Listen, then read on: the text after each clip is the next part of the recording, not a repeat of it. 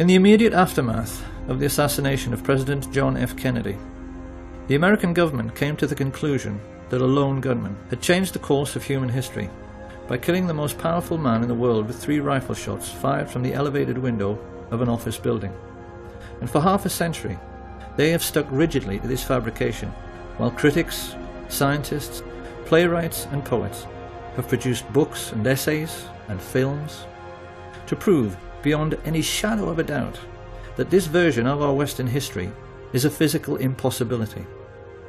Over and over again, we have been told that this man did it, by himself.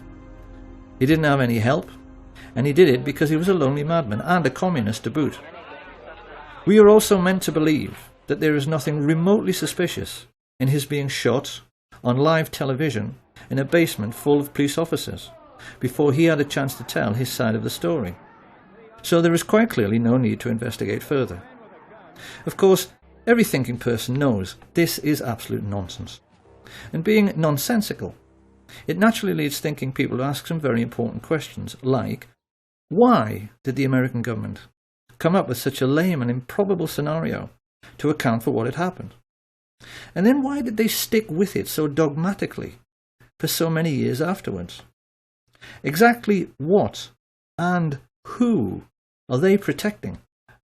And how can it be that even such venerable institutions as the BBC have played along with this charade in the intervening decades? We now know that there were actually 8 riflemen firing at the president on that day. We know where they were located in Dealey Plaza, and we know their names. However, those with sharp eyes will already be asking themselves why we were only showing the location of 6 assassins in this schematic. We're doing this because any casual onlooker who happened to be in Dealey Plaza at 12:29 on November 22nd, 1963 might well have caught sight of these 6. Many people did. Witnesses like Arnold Rowland, Richard Randolph Carr, Lee Bowers, Amos Hewins, Mary Morman, they all gave precise descriptions of men they observed in the windows of the book depository and on the famous grassy knoll. But none of them observed 2 of the riflemen who shot at the president. No one did.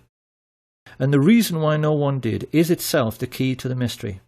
A mystery which begins with a very simple question. Supposing you wanted to shoot at a man on a barren, empty street without anybody seeing you, where could you possibly hide?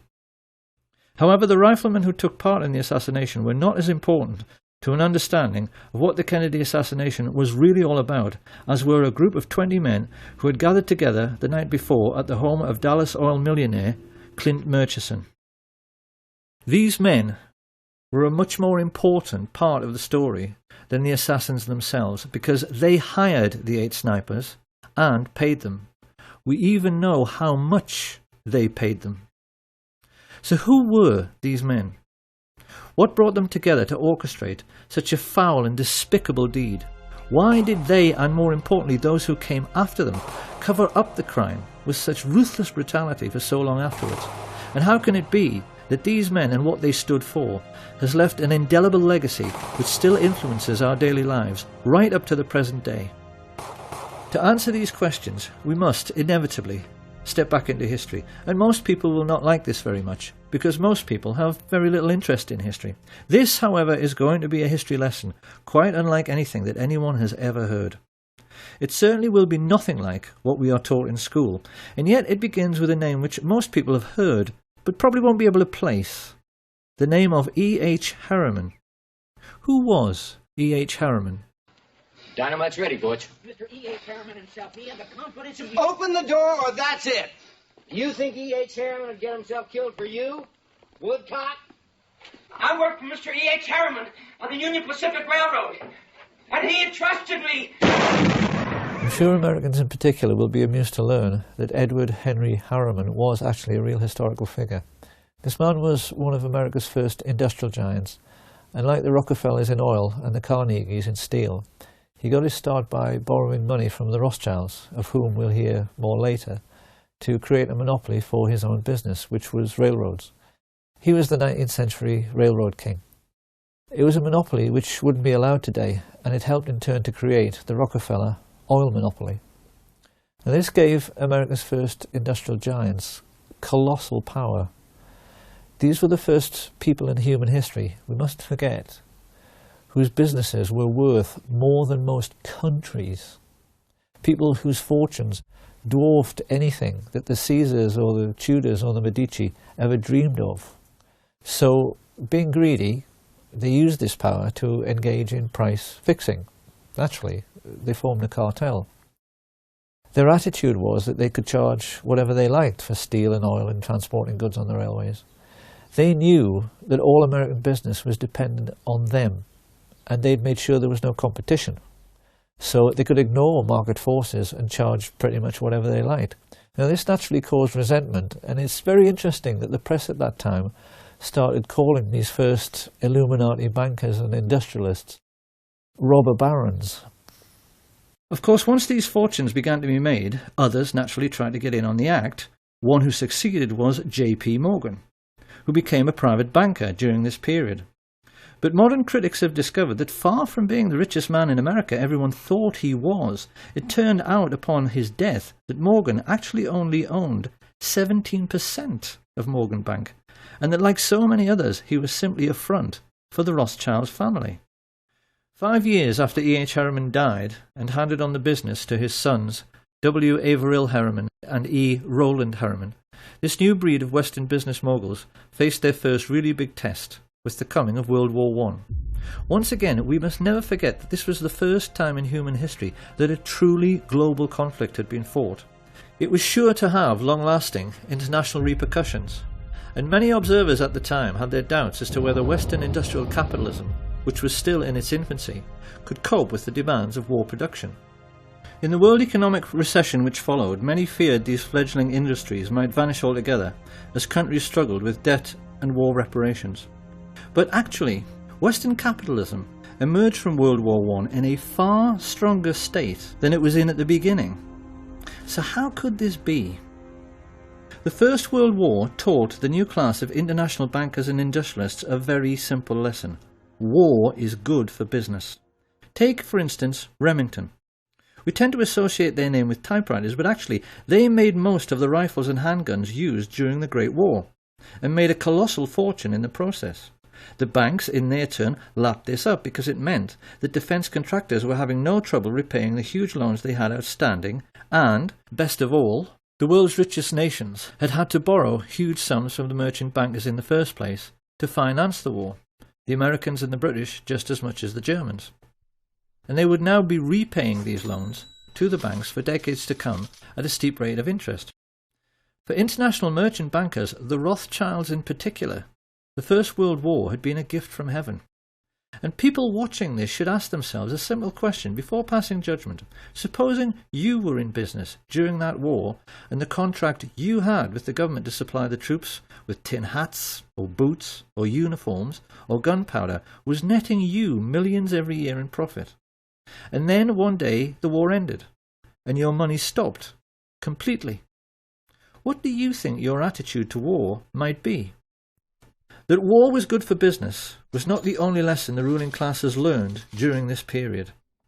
The Russian Revolution of 1917 terrified rich people all over the world.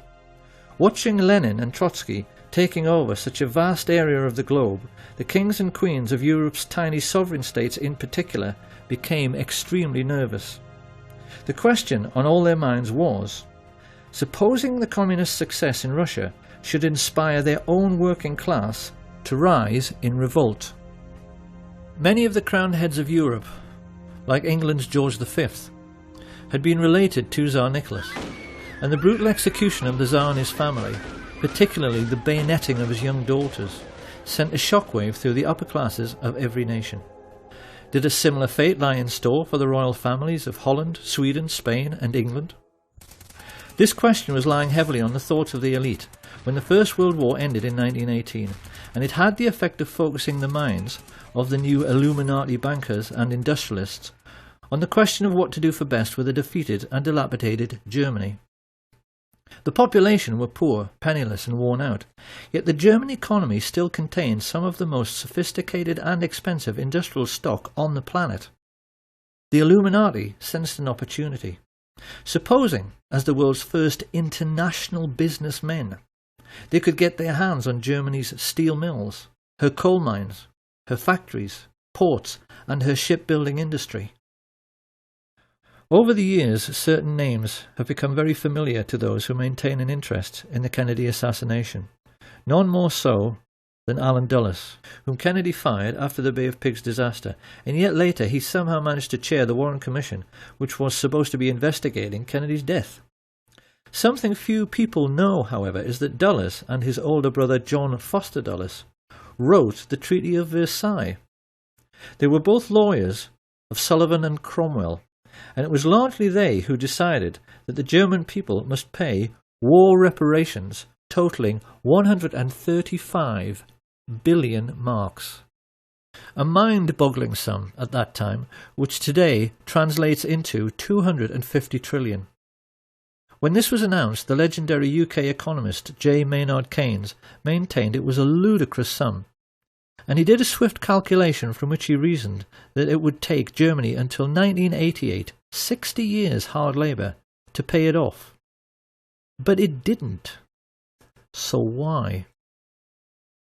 Maynard Keynes sensed that the Dulles brothers, backed as they were by the new Illuminati, were trying quite deliberately to sabotage the German economy, and they succeeded.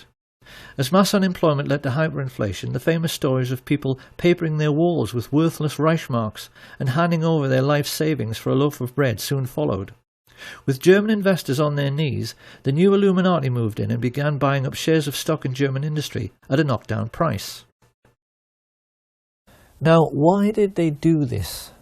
The cynical mind would say to make a buck, but it really wasn't that simple.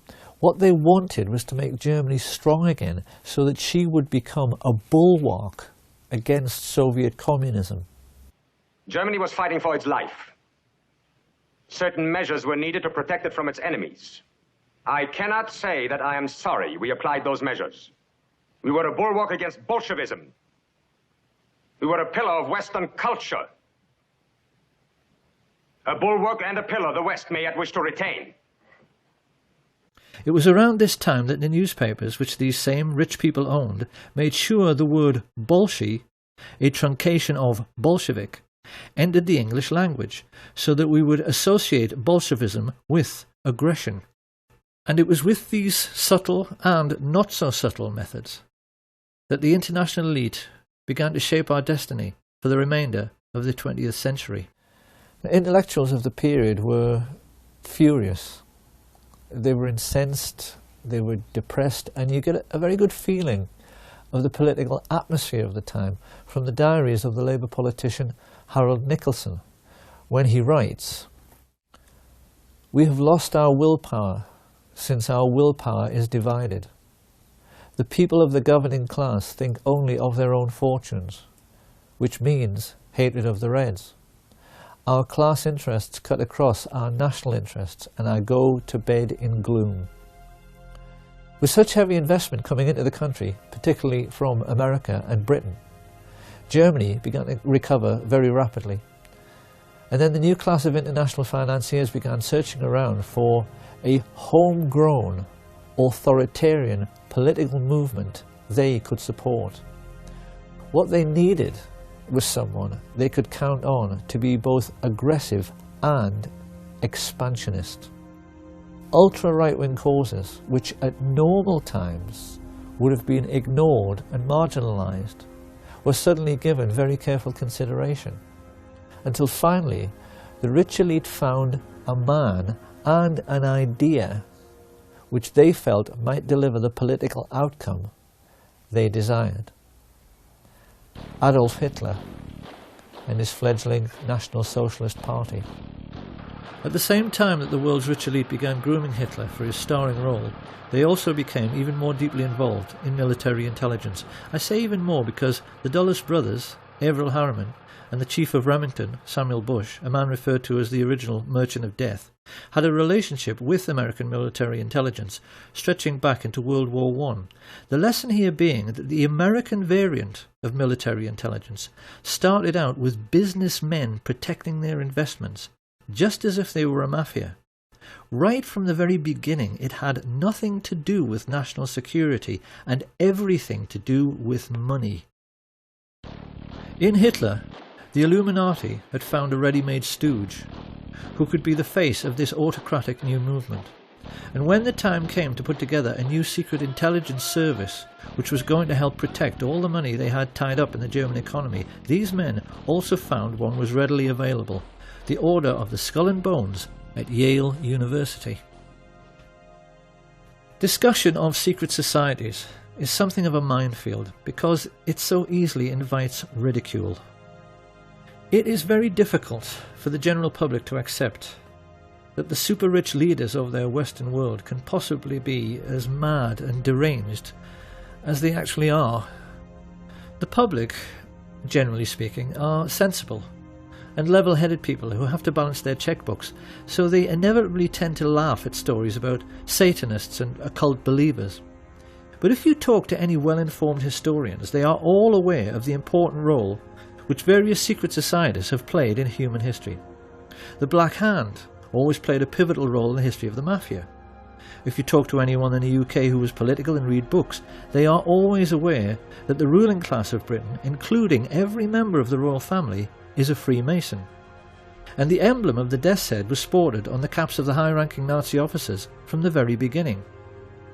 The symbols of these secret societies always seem to play around with some kind of skull and bones motif, so that it's abundantly clear what their mission statement is.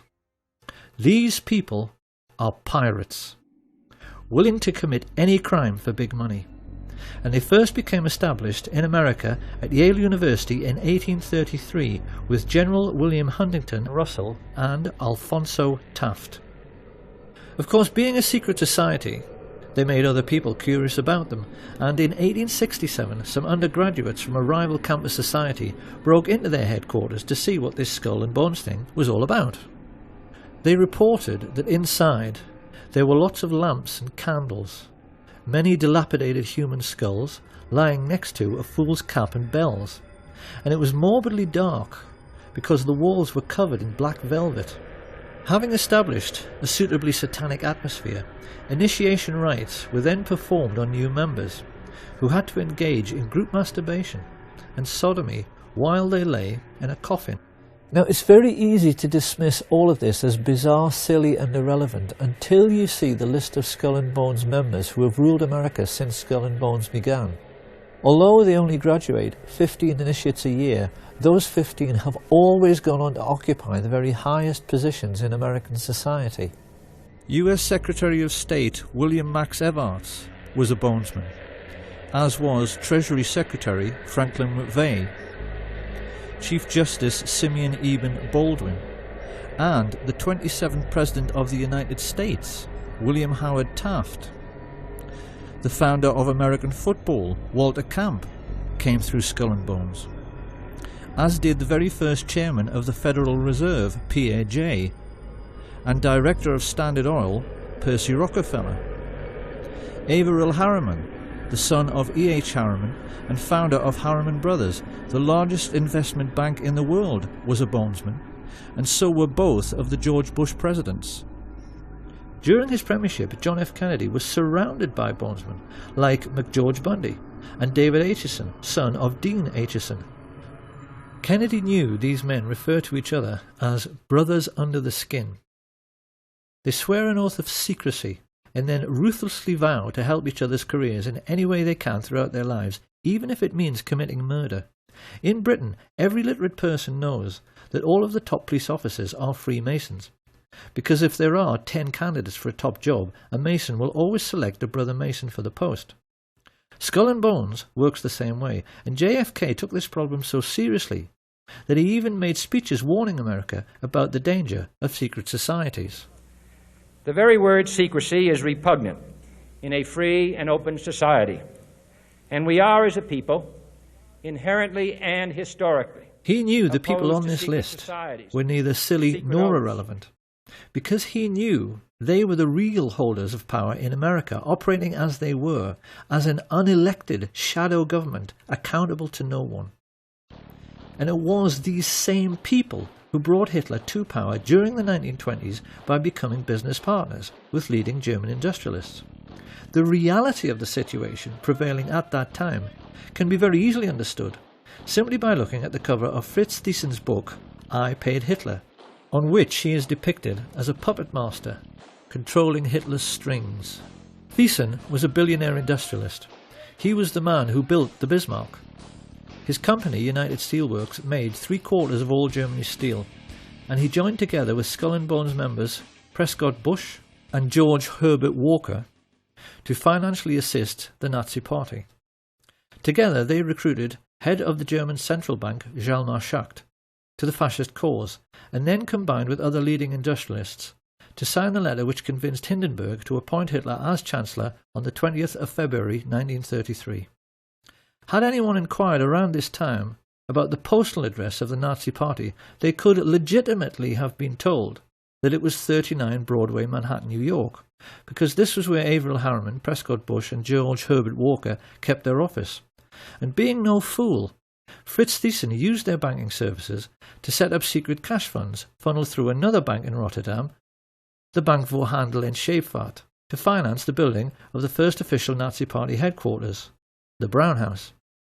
This was all done with the full cooperation of the Dutch bankers, who orchestrated this entire sinister business with the assistance of the Thyssen family lawyer, Allen Dulles. Of course, the Germans themselves were ecstatic. We've all seen the newsreels from that time in which they are stomping around in their jackboots, acting like a master race, because they had swallowed the propaganda that they were being led to glory by a Superman who had rebuilt the economy and Germany's infrastructure all by himself. This was a lie. Hitler didn't have any money. You can only build autobahns with one thing: capital investment, and that investment came mainly from America. The Nazis were also given a lot of help from the City of London, help which came mainly in the shape of Sir Montague Collett Norman, Governor of the Bank of England. Norman was connected to Bush and Walker through the merger of Harriman's with the Brown Brothers, who traded in London as Brown Shipley, hence Brown Brothers Harriman. The people behind this multinational investment bank had a long-standing racial tradition. Few British people at the time were aware that they only enjoyed relatively cheap clothing, because it was all made from slave cotton brought from America on the Brown Brothers ships and sold to British mill owners. Montague Norman was heir to this colossal Brown Brothers fortune. As the de facto head of world banking, he made no secret of his only being interested in the richest 1% of people. And even as the newspapers began to fill with stories of Nazi concentration camps, he still declared himself to be Hitler's most avid supporter. "We must lend Nazi Germany 90 million marks," he declared. "It may never be repaid, but it will be less of a loss than the fall of Nazism." One might have thought Sir Montague's close personal friends, the royal family, would have been outraged by his comments. Nothing could be further from the truth. It is part of the remit of this film to try and make people aware of the tricks the rich play in order to control how we think. George Orwell once said that the ruling class in every age have tried to impose a false view of the world upon their followers. And there's no better example than the way in which the British have been duped into believing that their royal family are called Windsor and descend from English kings like Henry VIII. The British royal family are, actually, German, and their real name is Saxe-Coburg-Gotha. They only changed it to Windsor after Windsor Castle in 1917 to hide the fact that they were German during the First World War. Prince Harry, in honour of his German roots, has been known to dress as a Nazi on several occasions. Dozens of critics have pointed out that the Duke of Edinburgh's brother was the head of the Nazi SS. And King Edward VIII before he abdicated to marry the American divorcee Wallis Simpson, visited Hitler to make it abundantly clear to the whole world that he too was a Nazi. He even signed his name Herzog von Windsor. Thinking people during this period realised that this whole thing with kissing up to the Führer somehow transcended national boundaries. The rich people from the most diverse countries had bonded together because they all shared a common goal. The kings and the queens and the international bankers and industrialists wanted to make certain communism could never succeed. They were determined they weren't going to finish up like the Russian royal family, and they were determined to hang on to their money. They were much more afraid of the ordinary working people in their own countries than they were of fascist Germany. And this prevailing sentiment amongst the world's ruling class led America's elite to attempt a fascist coup d'etat in 1934. I hope it will be plain to people by now that Hitler's economic miracle is the greatest myth in human history. There was no economic miracle. There are no miracles. And if there are, why can't the Germans do it all again now? If you want to construct a network of new roads and new steelworks and new factories, you need one thing: money. You need investment. And the investment didn't come from Hitler. It came from Brown Brothers Harriman and their business associate, Fritz Thyssen. It came from Hjalmar Schacht and his best friend, Sir Montague Collett Norman. It came from men like Axel Wenner-Gren, the Swedish multimillionaire arms manufacturer, and Charles Beddoes, the French business mogul.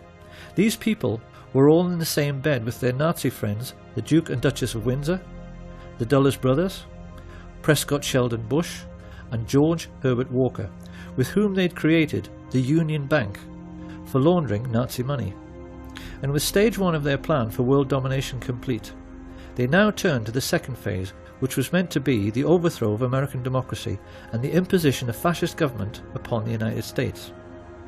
In order to pull this off, these Nazis raised money from America's richest families, many of whom, in this new consumerist society, had become household names.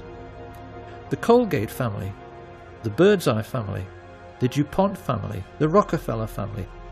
These people handed over millions to the American financiers of Hitler so they could hire, train and supply a private army which would attempt to overthrow the democratically elected government of Franklin Delano Roosevelt and impose fascist dictatorship in America. Of course, it's natural to wonder, considering they had such advantages, how on earth they failed to pull it off. The simple answer is that they chose the wrong man, because their choice to lead this Nazi insurrection was Major General Smedley Darlington Butler, the most decorated soldier of the period and in all of American history, perhaps the most unsung hero of all. Because Smedley Butler was the most genuine Democrat and lover of liberty the world has ever seen. I appeared before the Congressional Committee, the highest representation of the American people, under subpoena to tell what I knew of activities which I believe might lead to an attempt to set up a fascist dictatorship. The plan as outlined to me was to form an organization of veterans, to use as a bluff, or as a club at least, to intimidate the government and break down our democratic institutions. The upshot of the whole thing was that I was supposed to lead an organization of 500,000 men, which would be able to take over the functions of government. My main interest in all this is to preserve our democratic institutions. I want to retain the right to vote, the right to speak freely, and the right to write. If we maintain these basic principles, our democracy is safe. No dictatorship can exist with suffrage, freedom of speech and press. Smedley Butler tricked the plotters into thinking he was interested for just long enough until he was sure who all the major players were, and then he told the president. This put FDR in a quite impossible position. America at that time was just coming out of the Great Depression. The last thing he wanted was to cause another economic downturn, and he feared that if he scooped up all the leading bankers and captains of industry in the United States and threw them all in jail, the country just might fall apart. So what could he do? To Smedley Butler's utter incredulity, he chose, in the end, to do nothing. In spite of the fact that these men had committed treason and should have been hanged, their power was such that they were not even charged, let alone tried. and so great was their influence they were able to keep America out of the war until December the 7th, 1941.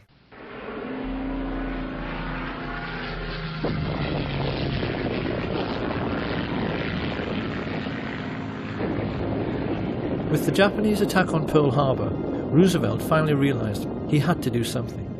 His response was the Trading with the Enemy Act, which allowed him to seize assets like the Union Bank, through which Bush, Walker and Harriman had been financing Thiessen. Roosevelt didn't realize, however, that it was already a case of too little, too late.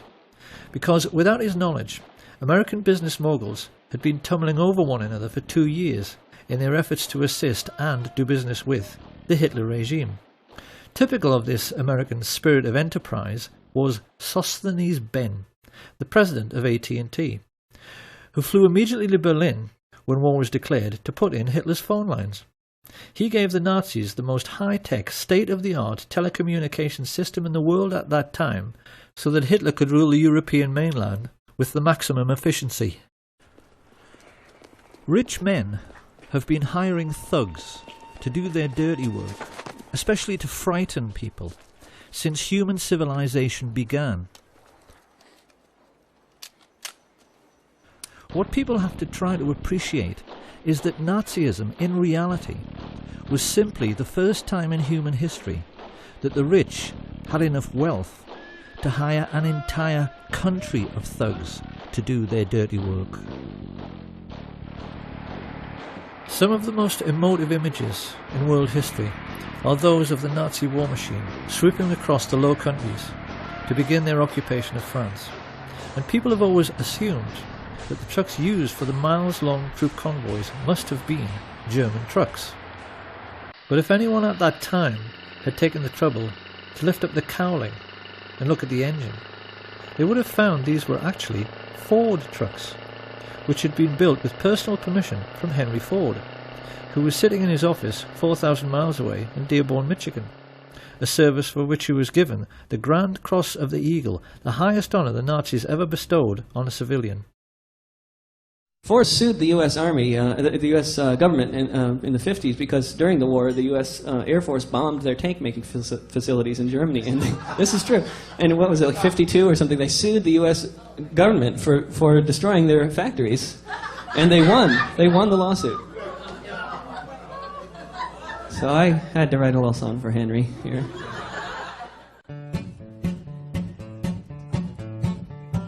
Ford built tanks for the Nazis, and the Nazis used those tanks to gun down lots of soldiers in the U.S. Army ranks. Yes, Henry Ford was a fascist, and a nasty one was he. He built tanks for anyone for the proper fee. Hitler so admired Henry Ford, he kept a life-size portrait of him on the wall next to his desk, and even his legendary Panzer tanks were tainted by these sorts of practices, because they were made by I.G. Farben, who had entered into a cartel with the Rockefellers' Standard Oil.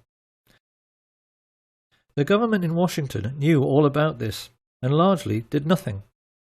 Licensing arrangements for trading with the enemy in wartime were issued without any fuss, even to the extent that after the occupation of France, the Chase and Morgan banks in Paris simply carried on doing business as usual.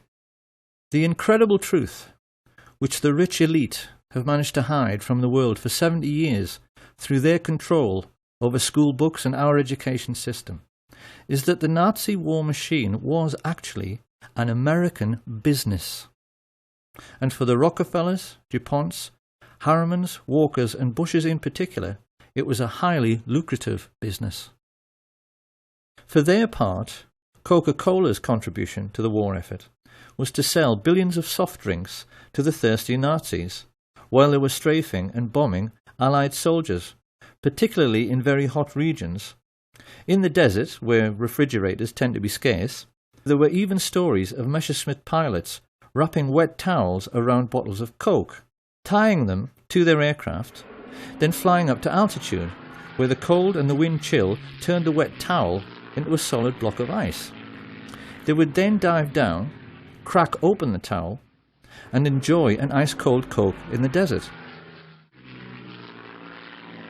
If they had wanted to, the Western multinationals could have grounded the Luftwaffe and stop the war at any time, because the German aircraft were totally dependent on imported supplies of tetraethyl lead, an additive which prevents knocking in aero engines. But Standard Oil kept the supply of this vital resource going through neutral Switzerland for the entire war. And any Dutch people who might be wondering at this point what kind of percentage the Swiss took from this little arrangement, they need to be aware that thanks to Prince Bernhard von Lippi of the Netherlands, the father of the recently retired Queen Beatrix and prominent member of the Nazi Party, Royal Dutch Shell gave Hitler millions of tons of crude oil for nothing. The Dutch royal family actually fueled the invasion force which annexed Holland and were instrumental in helping the Nazis to rape their own country. But most shocking of all is the truth of what really happened in the little Polish town of Oświęcim. This sleepy little hamlet just happened to be in an extremely mineral-rich region, particularly for coal, which Western industrialists had wanted to get their hands on for years. With the coming of the Hitler regime and the invasion of Poland, the fascist financiers had the bright idea of turning this conquered region into an investor's paradise by building a Nazi concentration camp near the town and utilising the slave labour available to drastically reduce their own production costs. Few people are aware of the gigantic scale of the Nazi concentration camp network and are blissfully unaware that the real purpose behind their construction was to make a profit for the rich, which is why they stole all the gold watches, gold wedding rings and gold teeth fillings and melted them down into gold ingots. To this day, there are bars of gold lying in the vaults of the Bank of England, which have the Nazi swastika stamped on them. Gold stolen from Jewish corpses. It shouldn't come as any great surprise that George Herbert Walker's family were slave owners on the cotton plantations of 1930s America. Walker was used to organising slave labour. So while his business associate, Averell Harriman, was paying for Hitler's 500,000 SS troops and supplying them all with brand new Thompson submachine guns, because he did, Walker took over the management of this new Polish concentration camp. And when his Nazi friends started complaining that they couldn't pronounce the name Oświęcim any better than I can, they all got together and decided they had better Germanize the name into something which sat more comfortably on Nazi tongues. It was in this way that the world first heard of Auschwitz.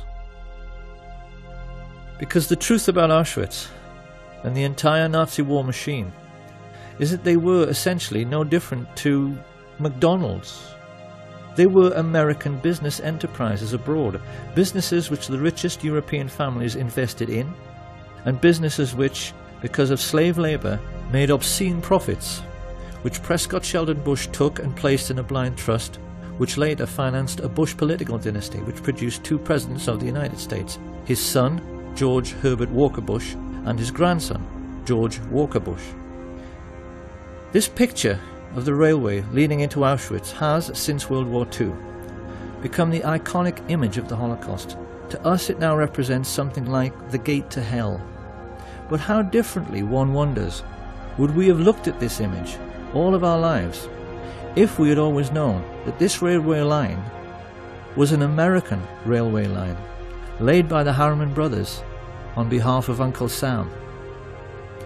The Standard Oil IG Farben cartel even made the Zyklon B gas for the Jewish Holocaust.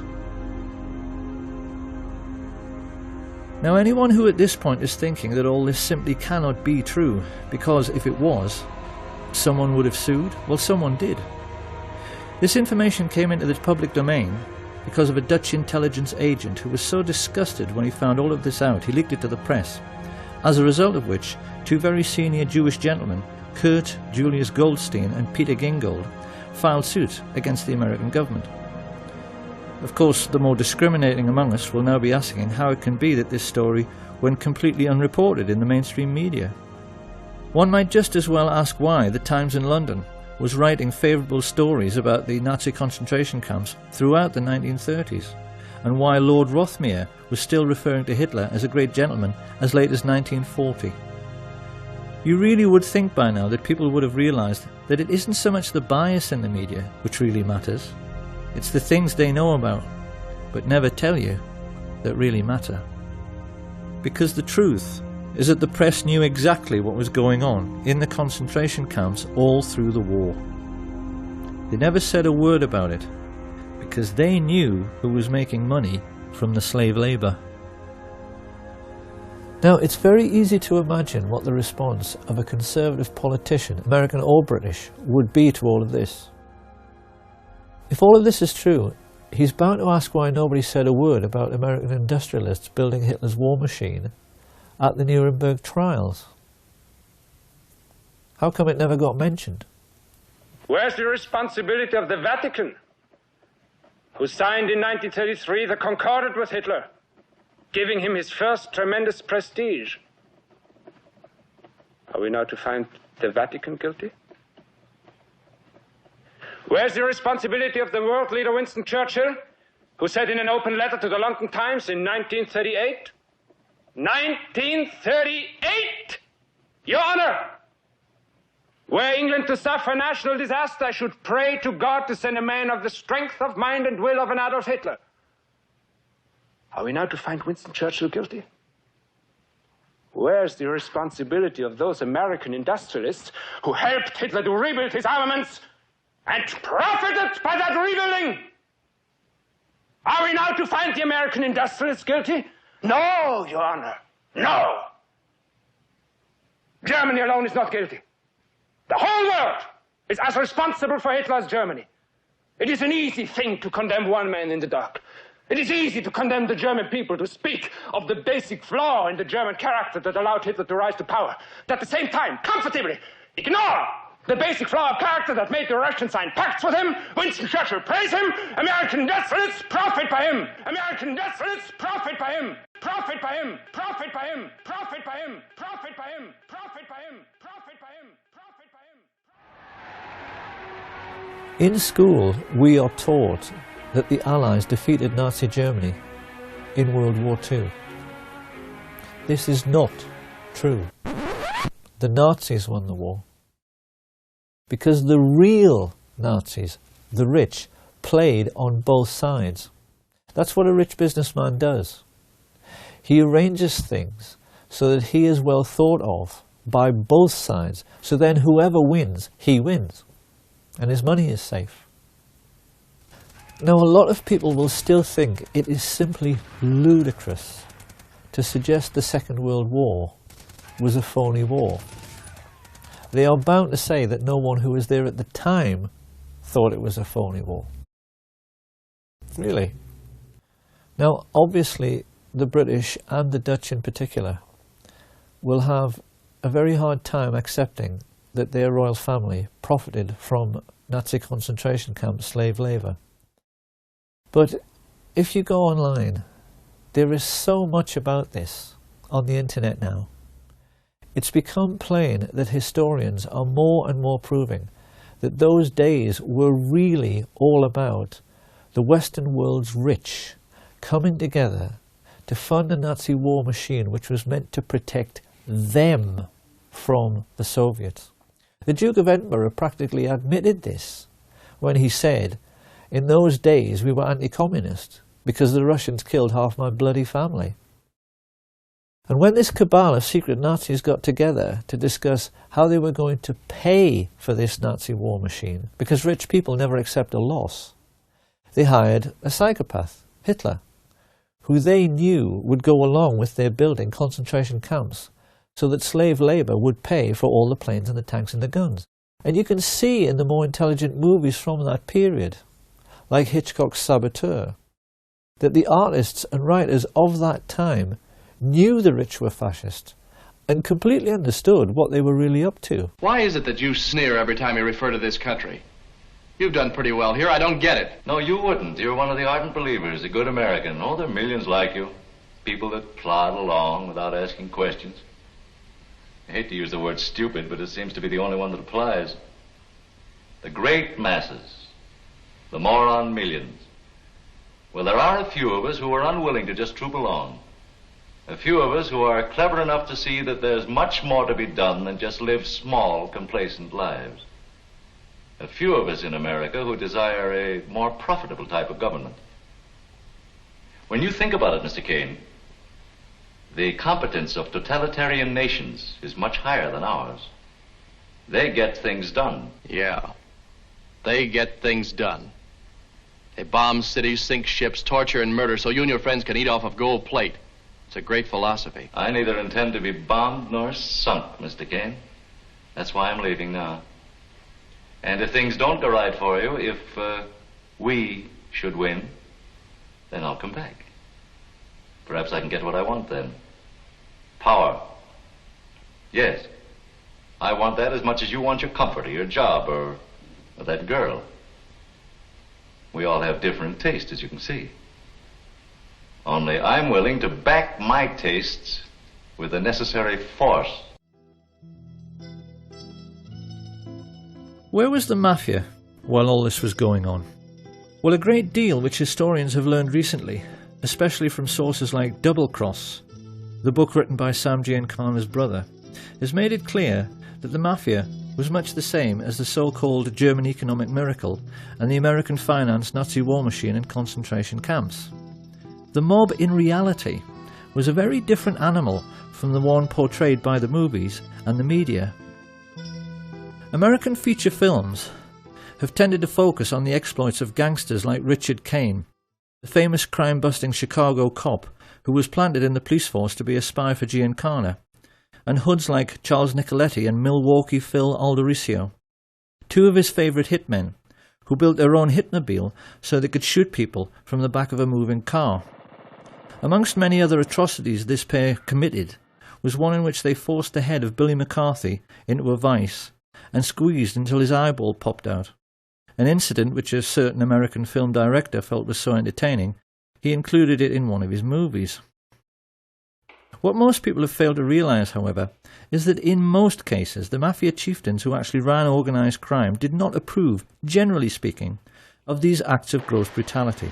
Not that they gave a damn about morals, but the cleverest amongst them, like Paul the waiter Rika, realised that sensationalised events like the St. Valentine's Day massacre produced public outrage and a crackdown on their illegal activities. Rika realised that the effectiveness of mobsters like Diamond Joe Esposito came from keeping a low profile. And it was the mafia bosses who learned this lesson best, Santos Trafficante and Sam Giancana in particular, who in later years became the most successful. Even today, few Americans appreciate the extent to which their country was being controlled by organised crime in the 1930s. The mob were in total control of Hollywood, because all the union labour needed to make films, carpenters, set construction, catering, they were all under the control of the mob. In particular, the control of the Teamsters Union, the drivers and haulage people who made essential deliveries to absolutely everyone, meant that virtually all American business was caught in the web of mafia racketeering. Studio bosses like Harry Cohn, Louis B. Mayer, and the Warner Brothers knew they had to play along to get anything done at all. The big studio heads, like all rich businessmen, found they were forced to become friends with mafia dons. And the individual who exploited this situation most effectively was a gangster few people have ever heard of, Murray the Camel Humphreys. Generally speaking, the ethnically Italian gangsters of this period were coarse, brutal, and most importantly, ignorant men. They had no education.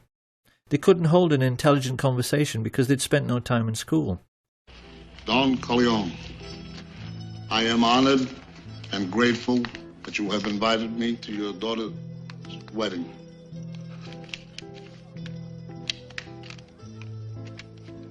On the day of your daughter's wedding. This made doing business with refined and sophisticated entrepreneurs difficult, not to say embarrassing. And Sam Giancana was quick to spot this.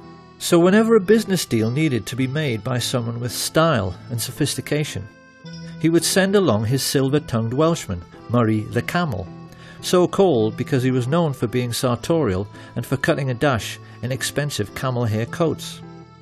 Humphreys became a crucial figure during the pre-war period because his contact with the luminaries of Hollywood meant he received invitations from senior politicians who wanted to rub shoulders with stars like Clark Gable, George Raft, Cary Grant, Gary Cooper, Marilyn Monroe and Frank Sinatra, all of whom were mafia-controlled and used by the mob as bagmen, moving colossal sums of money around the country.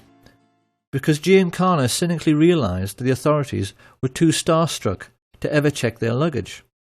He even used a priest for the same purpose, who he referred to as Father Cash.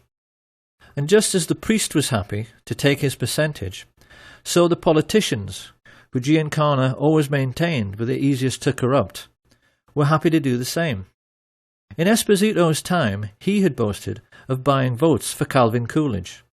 By the time of World War II, Sam Giancana was boasting to his younger brother, "We own the White House." He was adamant that every state governor, congressman and senior judge in the country was on the take, and the mob's most spectacular success, as they sought control over all the big players, was their corrupting of FBI Director J. Edgar Hoover. It's become fairly widely known in recent years that Hoover was a transvestite homosexual. What is less well known is the elaborate scheme he dreamed up for accepting mafia bribes.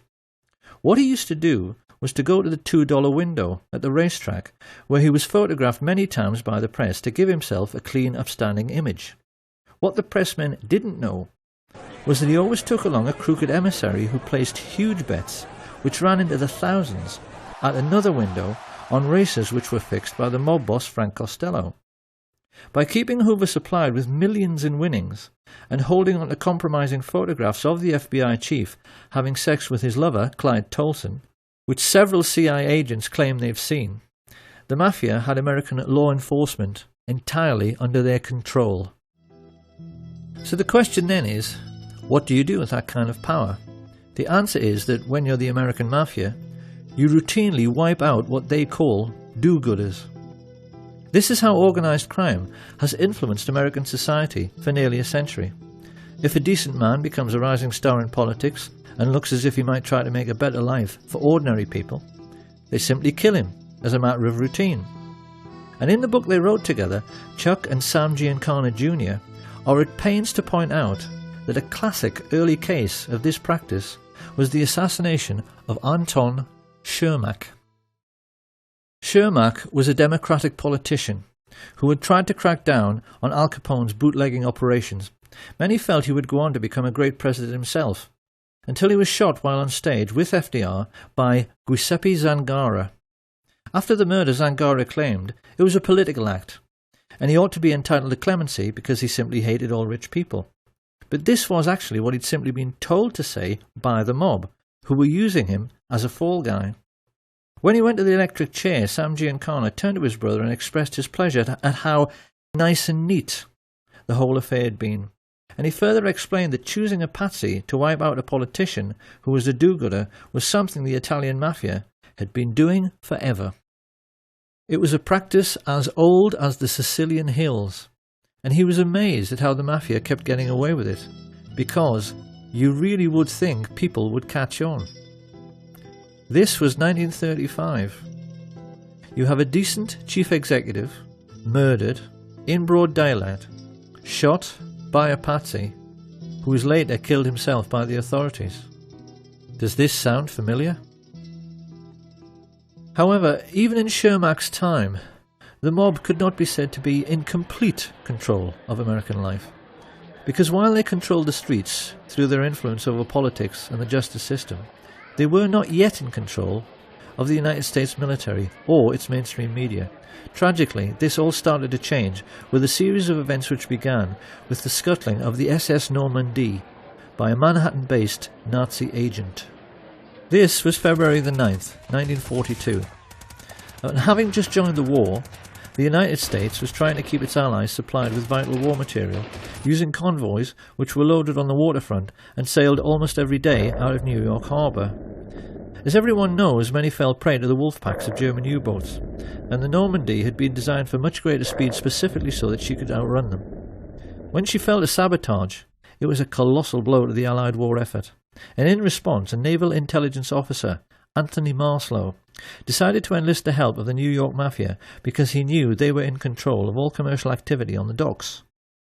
The subterfuge by foreign intelligence agents ceased, but the price America paid was calamitous. Because getting the Mafia's help meant getting permission from the boss of bosses, Lucky Lucanio.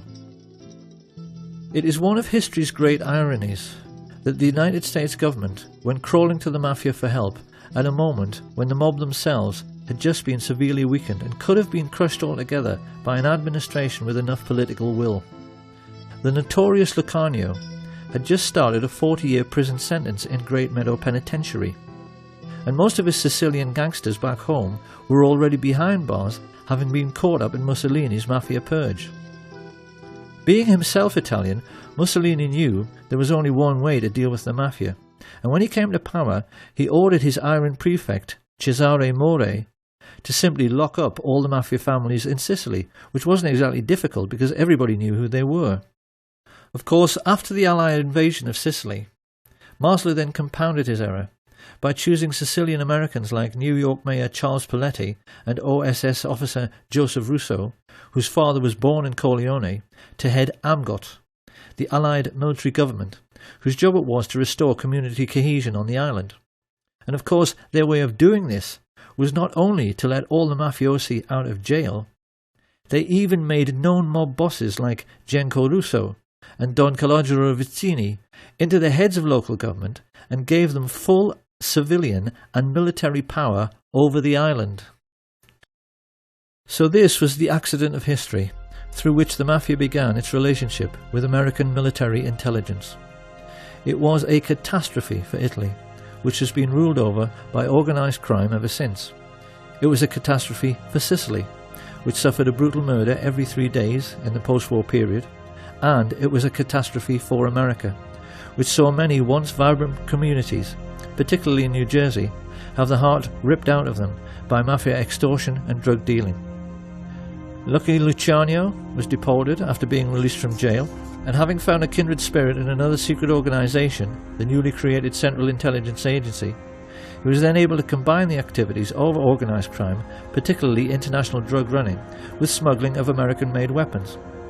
This unholy alliance gave the world its first ever pirates who flew aeroplanes. That's what these people became. Pirates with aeroplanes. The CIA became the world's primary import-export of narcotics, and used the colossal profits to fuel wars around the world, thereby enabling their friends in the military-industrial complex to sell yet more weapons. Under the disguise of liberal democracy, these men, who had financed Hitler, became the enemies of liberty and democracy on a planet-wide basis. And as if to underline their Nazi credentials, they also hired all of the former German Nazi intelligence officers, like Reinhard Gehlen, who were out of a job at the end of the war, and brought them into the fold at the beginning of the Cold War, even though they were perfectly well aware that these men had committed genocide and should have been prosecuted as war criminals. Their attitude, quite clearly, was that as they had paid for Nazi Germany, they were entitled to pick over its carcass in any way they chose.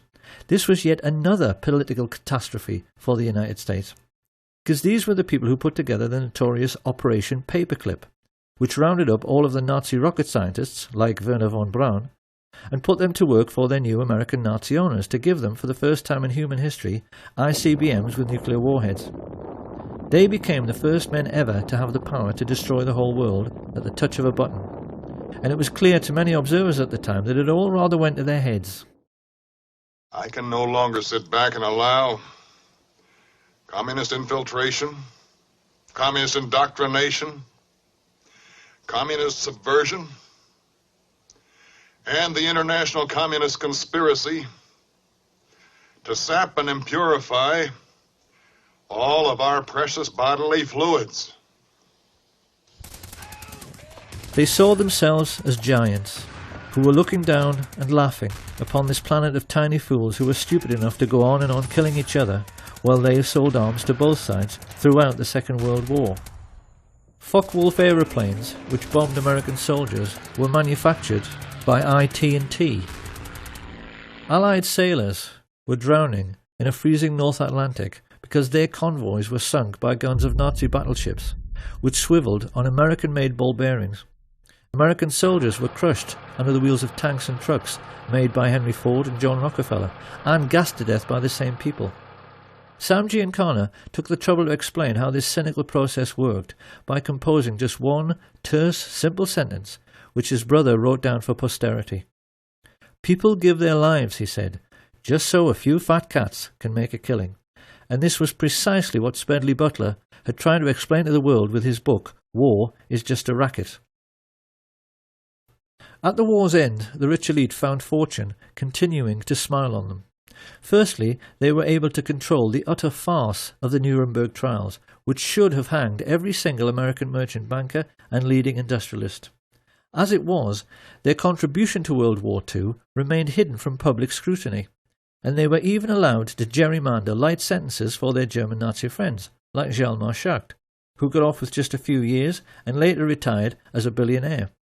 But best of all was that the one man who might have been a check to their power passed away as soon as the war was over.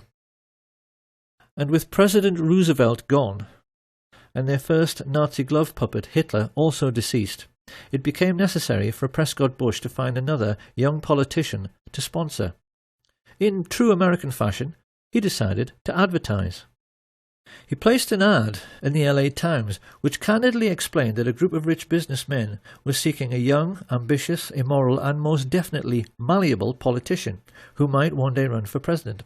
The ad was deliberately worded in this cynical way because they knew that only an evil, slimy and completely incorrigible little creep would ever dream of applying for the position. That was what they wanted, and that was what they got, in the shape of a certain Richard Nixon. Here being congratulated on his success by his new master, Prescott Bush. And not long after this picture was taken in 1947, Nixon engaged the services of a Jewish gangster who was working for Sam Giancana called Jacob Rubenstein, a man whom the world would one day come to know as Jack Ruby. Having bought themselves a new political puppet, this nefarious band of 20th century robber barons now took stock of their situation. The Hitler Project, as this rich elite called it, could hardly have turned out very much better. Their businesses had made colossal profits. Prescott had got his Union Bank back.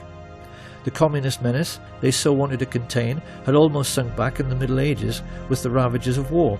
And best of all was that they had now achieved the very world domination which Hitler had dreamed about. They knew that in this new age of modern telecommunications and high-speed jet travel, they had become the first group of robber barons in human history to dominate the entire globe, because they realized there was now absolutely no one left who could stop them from doing whatever they wanted to do next. However, they also realized that bombed out and dilapidated Europe would not be able to bear another war for many decades. This was why they now decided that their obscene business profits could only keep coming in if they moved their game of phony war into the Third World. And this was how the CIA came to instigate conflict throughout the Middle East, Southeast Asia and Central America. Chuck Giancana well remembers a conversation which he had with his mafia boss brother Sam during this period, in which he questioned him with genuine anxiety about the communist menace spreading throughout the world. The TV news was painting a sinister picture of a Soviet enemy with millions of fifth columnists, which was intent upon taking over the entire planet. Hadn't he heard of the domino theory, and wasn't he worried about it? In response, Sam Giancana simply smiled at his kid brother's naivety, and he asked him, didn't he realize that the United States, by which he meant the shadow government, not the official one, wanted to take over the world as well, and that the whole idea of communism was just the excuse they were using to do it? He told him that in China they had already succeeded in getting a member of the Chinese mafia, a brutal gangster called Mao Zedong, into power, just so they could sell more cigarettes in Asia. Communism was just their excuse. And it was pretty much the same story in the Philippines, with a crooked politician the mafia levered into power called Ferdinand Marcos. As for the United States, Big Brother Sam explained that the fat cats were fully aware that Americans will do anything for patriotism. Hence, you must always provide them with an enemy, a boogeyman. They won't overwork themselves just to make huge profits for fat cats for any other reason. So new enemies had to be found or created. This is what Joe McCarthy's Reds Under the Bed scare had really been all about. And they used the same excuse in Laos, Chile, Guatemala, El Salvador, Iran, Honduras, Vietnam and Cuba. If a small country refused to go along with American business interests, which basically meant with the rights of Western multinationals to pay slave wages to third world peasant farmers growing commodities like tobacco or sugar or fruit, they simply labelled them as communist. Assassinated the democratically elected head of state with teams recruited from their secret societies, the Central Intelligence Agency and the Mafia, and put in a man favourable to their interests, as with the Shah in Iran. Simple. And even more to this, Giancana explained to his brother that the political game at home had to be played in the same way as the phony war game abroad. The lesson was that a businessman always protects his interests by playing both sides. Sam Giancana knew that the Second World War had been exactly the same as all the CIA's covert wars during the 1950s. They were conducted in order to make more money for the super-rich, because in every case they were selling weapons and fuel to both sides just as they had the Germans. On the American mainland, this cynical attitude manifested itself in the way the gangsters supported the campaigns of both leading candidates in every political head-to-head, in order to make sure that whoever got elected, he was always their man and on their side.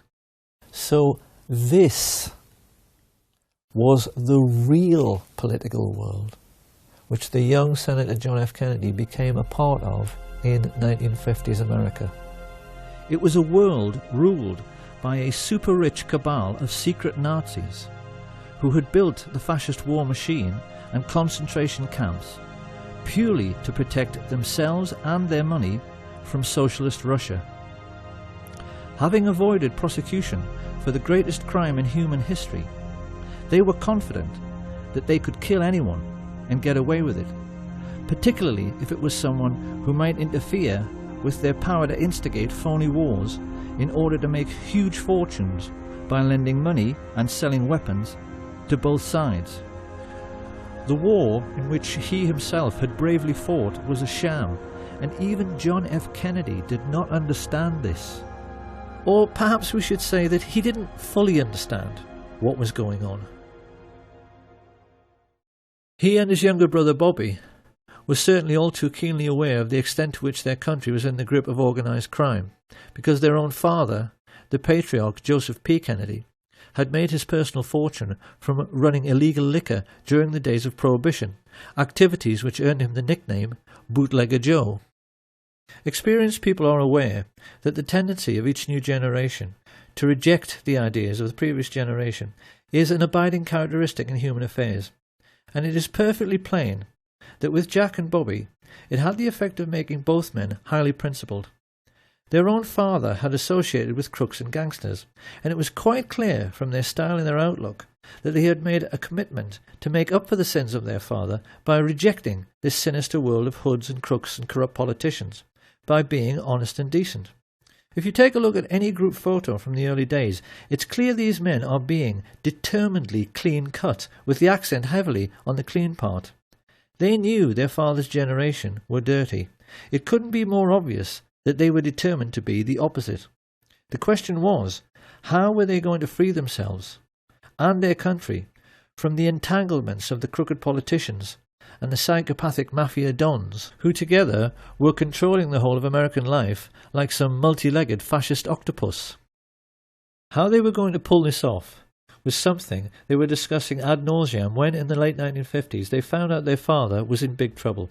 A contract had been taken out on Joe Kennedy's life by the Purple Gang, the Jewish mafia of New York, who had accused him of swindling them out of a fortune. Joe Kennedy was really scared, and he turned for help toward the one man in North America who he knew had the power to get the contract called off, Sam Giancana. Giancana had done business with Kennedy for years, so he agreed to help, but he wanted something for it. He was all too aware of Joe's political ambitions for his son and of JFK's outstanding good looks.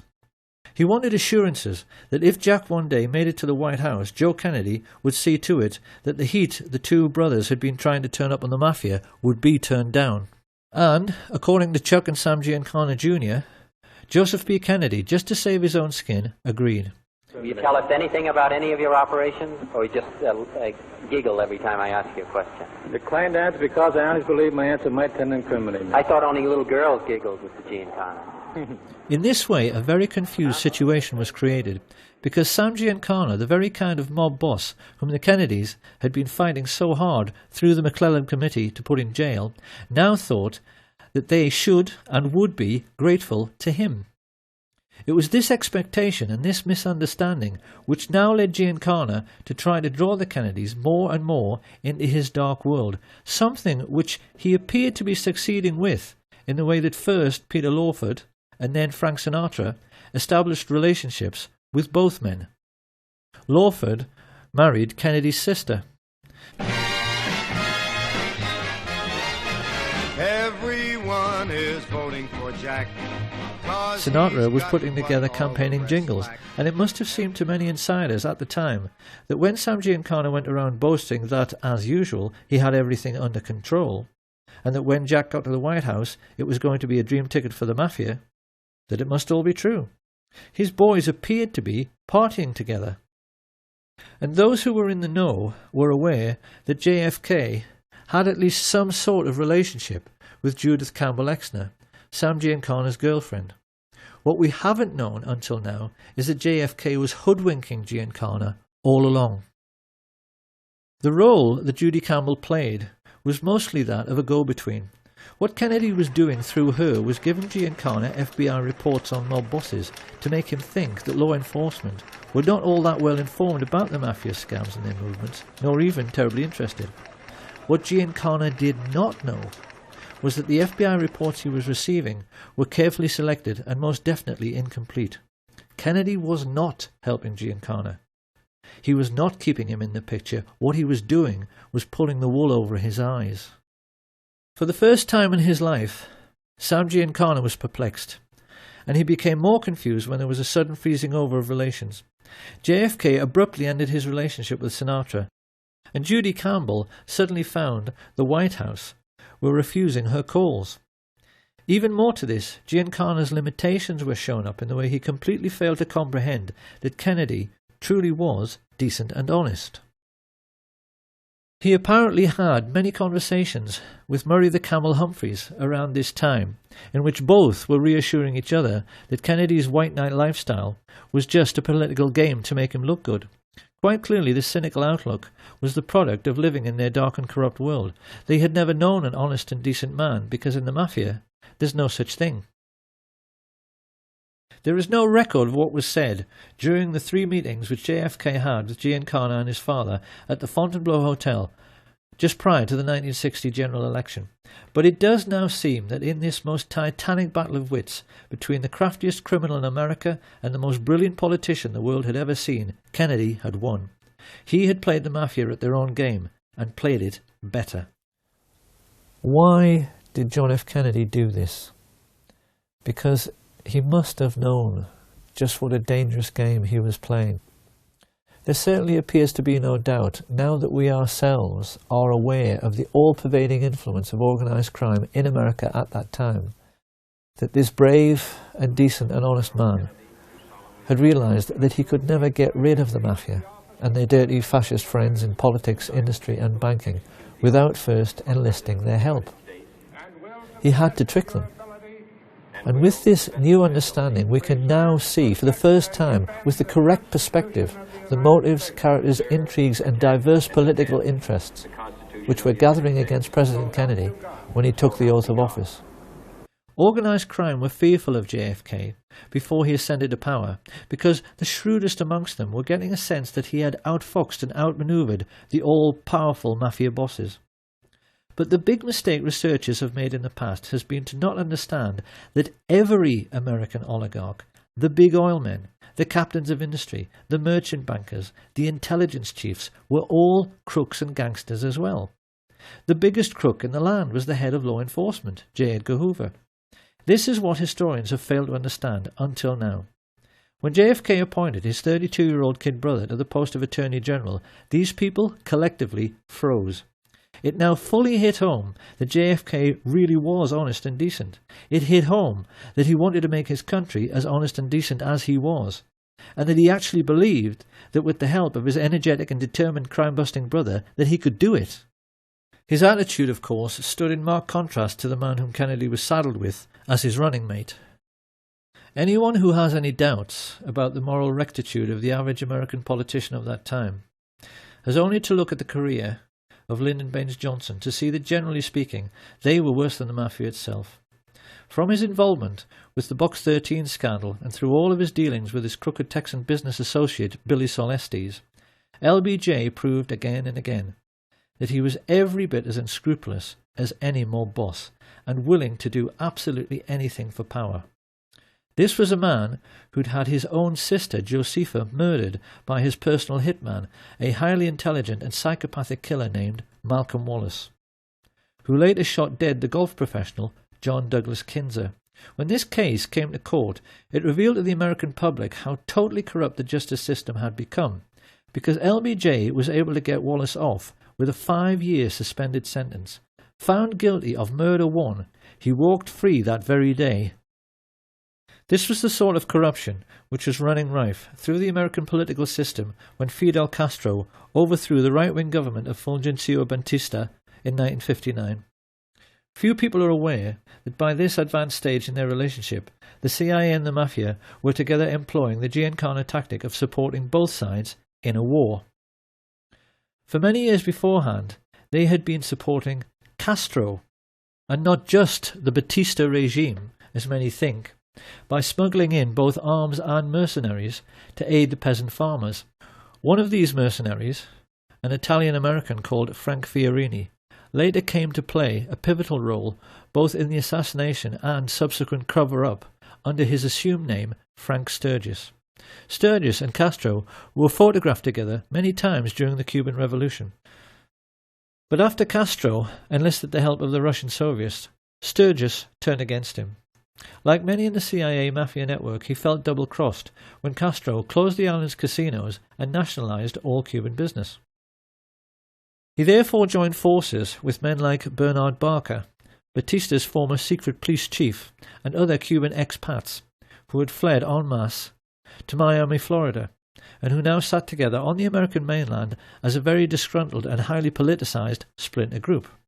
Of course, to the American Nazis who had bankrolled Hitler, this was intolerable. It was a commercial disaster. Coca-Cola had made millions in easy profits using dirt-cheap Cuban sugar grown by dirt-poor Cuban peasants. They were now being told by an upstart third-world dictator that they would have to pay for sugar at the normal market rate, and the Mafia were losing millions every single day from the loss of illegal gambling. America's Nazi shadow government therefore decided that someone was going to have to mould this loosely knit group of disgruntled anti-Castro Cubans into a crack invasion force to retake the island. Having put their heads together, Dulles and Harriman and Richard Bissell decided this would be an excellent job for Prescott's eldest son, George Herbert Walker Bush, a chance for him to prove himself, along with one of his Texas oil business associates, Jack Alston Crichton. Together, these two recruited and trained the Cubans for several terrorist groups known as Operation 40, Alpha 66, ZR Rifle, and Operation Mongoose.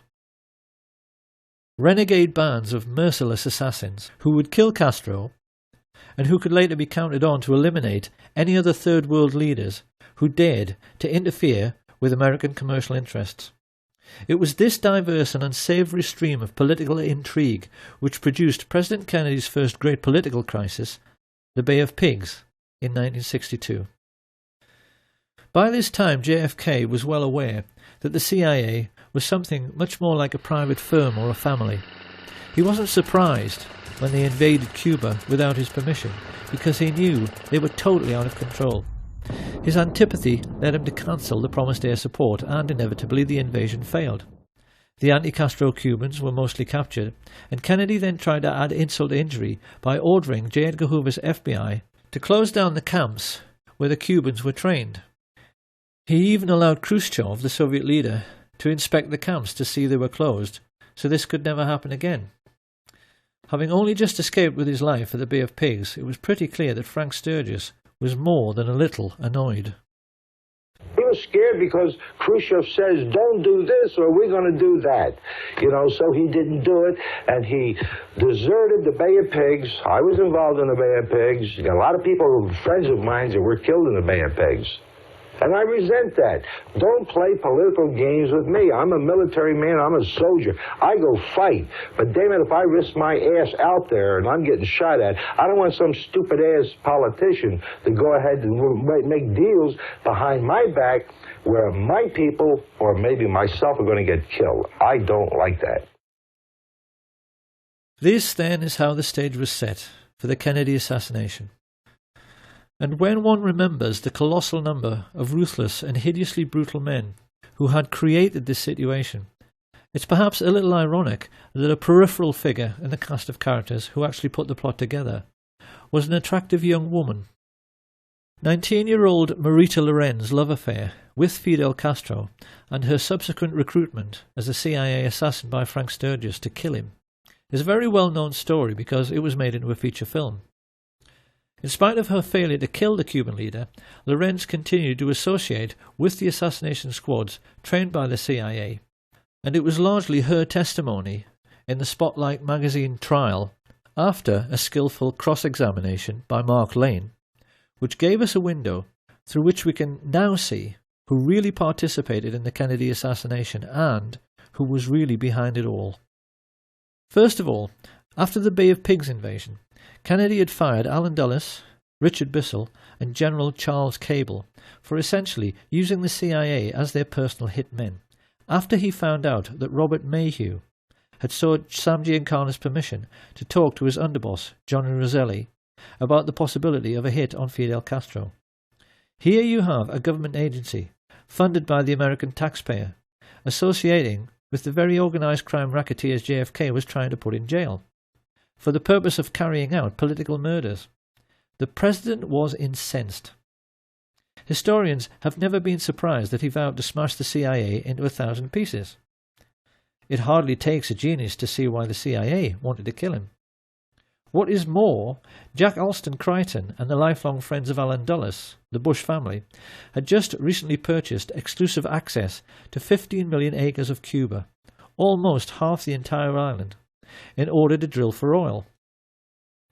When he came to power, Castro reduced this to a mere 20,000 acres, a colossal investment which now failed and which led to Crichton's CVOVT Oil Exploration Company being delisted from the stock exchange at a loss of $30 million. Crichton and George Bush's friends, the Texas oil billionaires, Clint Murchison and Haroldson Lafayette Hunt, also knew that Kennedy wanted to end their most vital tax break, the oil depletion allowance, and their bosom buddy, Vice President Lyndon Johnson, was standing at this time with one foot in jail and the other on a banana skin due to his involvement in the corruption scandal now breaking around his favourite assistant, Bobby Baker. LBJ knew his life was finished if Kennedy lived, and he would become president himself if Kennedy died. So his involvement in the plot is hardly difficult to understand. And even more to this, the heads both of the US military and the military-industrial complex which supplied them, exactly the same Nazis who had supported Hitler in World War II, were fully aware that Kennedy wanted to pull out of Vietnam in a move which would have eventually cost them billions in lost weapons sales. This circle of thugs and pirates was completed by LBJ's next-door neighbour, J. Edgar Hoover, who had himself invested millions in Clint Murchison's oil business, just like his mafia associate, Vito Genovese. Stepping back to look upon this rogues gallery, it really is remarkable how Kennedy had managed to make an enemy out of every single dirty hood, every corrupt politician, and every single Nazi businessman living in the country at that time. It is highly misleading even to see these groups as separate, because the truth is that they were all brutal fascists, who saw nothing wrong in killing to get their own way. The question now was, how were they going to get him? Because we must never forget that generals, admirals, mafia dons, intelligence chiefs, corrupt politicians and oil billionaires are only people. None of them wanted to go to the electric chair for conspiracy to murder the president. They knew that they had to put together a plan which could not fail to both kill Kennedy and then cover up afterwards the fact that they did it. They knew that in men like Frank Sturgis, his Cuban assassination squads, and the mafia hitmen working with the CIA, they had a huge pool of killers to choose from who were ready, able, and willing to do the deed. All the same, how could they possibly get to Kennedy? Because they knew that, at least in Washington, all American presidents are extremely well protected by the Secret Service. The most important first step was to engage the age-old mafia tactic of finding a patsy. To this end, they turned to George de Mohrenschildt, a very sophisticated exiled Russian count and CIA agent, who was close friends in the oil business with George Bush and the Texas oil men. They were aware that they needed someone like Giuseppe Zangara, who appeared to be a low-life, discontented misfit. So they chose a low-level CIA operative who had been groomed precisely in order to appear to be a low-life, discontented misfit, Enter Lee Harvey Oswald, who was carefully handled by de Mohrenschildt as he was placed like a chess piece in the Texas School Book Depository. With the patsy selected, the combined heads of the American Nazis now sat down together to discuss their problem. How do you kill a man? Riding in an open car on a public street in front of hordes of people without being seen. And then, how do you cover up forever afterwards the fact that this was a conspiracy and not the work of a lone nut? The plotters were keenly aware that it was the second question which posed the biggest problem. The professional military men like Colonel Ed Lansdale and Admiral George Berkeley, Kennedy's personal physician, were well aware that there are any number of ways to hide or disguise a sniper: behind trees, inside other vehicles, behind windows in office buildings. But this was a plot which had to have an absolute guarantee of success. If a squad of riflemen were all to fire at their target at the same time, this would certainly guarantee the man's death. But the subsequent police investigation would instantly realize more than one shooter was involved. A team of gunmen all firing together might actually blow Kennedy's head clean off. A single sniper couldn't do that. So what were they to do? It was during these deliberations that a macabre thought first registered. They would have to control the body after the shooting in order to make sure that all physical evidence available to police forensic scientists conformed to the scenario of a single assassin. And just how in the hell were they going to do that? By way of preparing the ground, Sam Giancana now ordered Richard Nixon's political associate Jack Ruby to keep Oswald snug under his wing, and then to set about hiring the best local riflemen, preferred candidates being men like his close friend Charles Boyd Harrelson, the father of Hollywood actor Woody Harrelson, who had proven his hitman credentials by shooting dead dozens of men for money. He then turned to his mafia associates Carlos Marcello and Santos Trafficante to supply the best gunmen from their cities, while he himself instructed the well-known underboss Tony Accardo to give the Chicago end of the contract to Giancana's favourite and most trusted hoodlums, Charles Nicoletti and Milwaukee Phil Aldericio. This pair had to be flown in 1,500 miles to the ranch of mafia hood Peter LeCarvelet, and then driven the remaining 600 miles to Dallas. It had been agreed with Giancana's and Genovese's oil business partners H.L. Hunt and Clint Murchison that every gunman would be paid $50,000 for the hit, and that the oil men would stump up the cash, so there was no way of tracing it back to either the mob or the CIA. For their part, Jack Crichton and George Bush were trying to lay the groundwork at the street level with the mayor Earl Cable, the brother of CIA chief Charles Cable, whom Kennedy had fired. Both the Cable brothers were crucially important in the development of the fine details of the plot, because they agreed to allow Crichton and his associates George Lumpkin, the Dallas police chief, Lieutenant Colonel George Whitmire, and Harry Weatherford to make use of their 488th Military Intelligence Detachment, a privately funded part-time intelligence force which had amongst its ranks many members of the John Birch Society, the Ku Klux Klan, and around half of all the serving police officers in Dallas.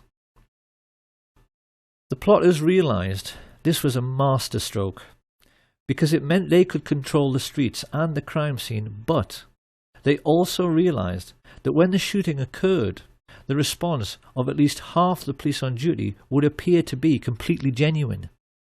And yet for all this intricate planning, involving, as Sam Giancana later admitted, dozens of men, the American Nazis were aware they still had a problem. Getting the snipers into position and coordinating their fire by radio was not too difficult. It's something the military do every day. But this problem of blowing the man's head clean off had another side to it. Supposing, as can happen, all the snipers missed. How could they possibly legislate for this contingency? You see, being a professional sniper is a lot like being a professional golfer. Everyone knows that, generally speaking, a golf pro on a par 3 will hit the green. But even the world's best occasionally miss by a wide margin, and the same can happen to any rifleman. We can be quite certain that the guiding brains of the American Nazis, Allen Dulles and David Atlee Phillips, in order to cover this eventuality, must have at least considered having one assassin run up to the limousine to attempt a point-blank range mafia-style shooting should the others miss. But then another problem appeared. Supposing their assassin couldn't run quick enough to jump on a speeding car. Little by little, the realization hit home. The plot could even wind up looking silly and themselves ridiculous. There was only one answer. They would have to control the president's protection, the Secret Service. Marita Lorenz testified under oath that in late November of 1963 she drove from Miami to Dallas, Texas with Frank Sturgis, followed by a backup car which contained a stash of weapons. Travelling along with them were Jerry Patrick Hemming, an American mercenary like Sturgis. Were you ever offered money to assassinate President Kennedy? Directly. On numerous occasions. Two Cuban brothers, Ignacio and Guillermo Novo Sampol, a Cuban pilot called Pedro Diaz-Lanz, and his friend, Orlando Bosch.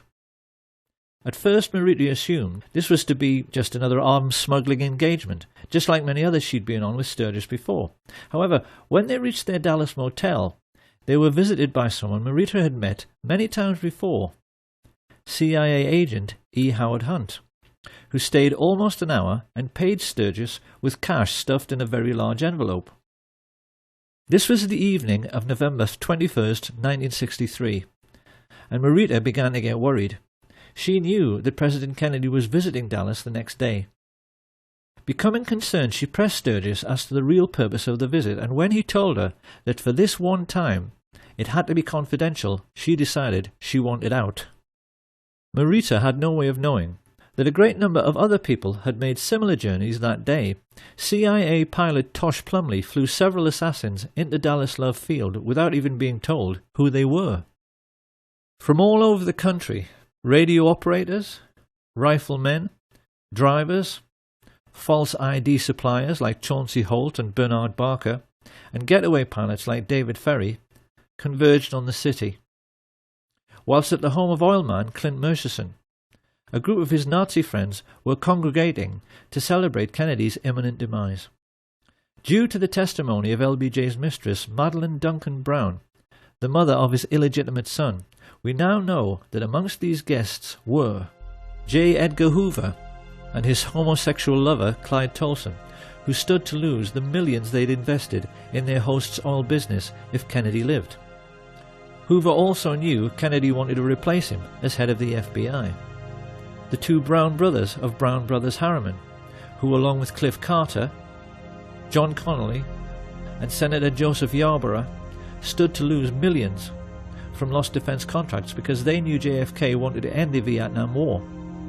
Also present were Joseph Sevilla, head of the Mafia in Dallas, and the mayor of Dallas, Earl Cable, the CIA men who knew the president was serious about smashing the Central Intelligence Agency because he'd already fired Cable's brother, Charles. Having a drink with them was Chase Manhattan Bank chief John McCloy, a confirmed Nazi who had shared a box with Hitler at the 1936 Berlin Olympic Games, and Mafia chieftain Carlos Marcello, who felt nicely at home rubbing shoulders with Sam Giancana's representatives Jack Ruby, Richard Nixon, and Harrelson Lafayette Hunt. The media were represented by Eamon G. Carter, and the only one who might have felt a little out of place as he awaited his boss was the world-class marksman and serial killer Malcolm Wallace. Late in the evening, Lyndon Baines Johnson finally turned up and briefly went into the party. When he came out to greet Madeleine Brown, she said he was euphoric.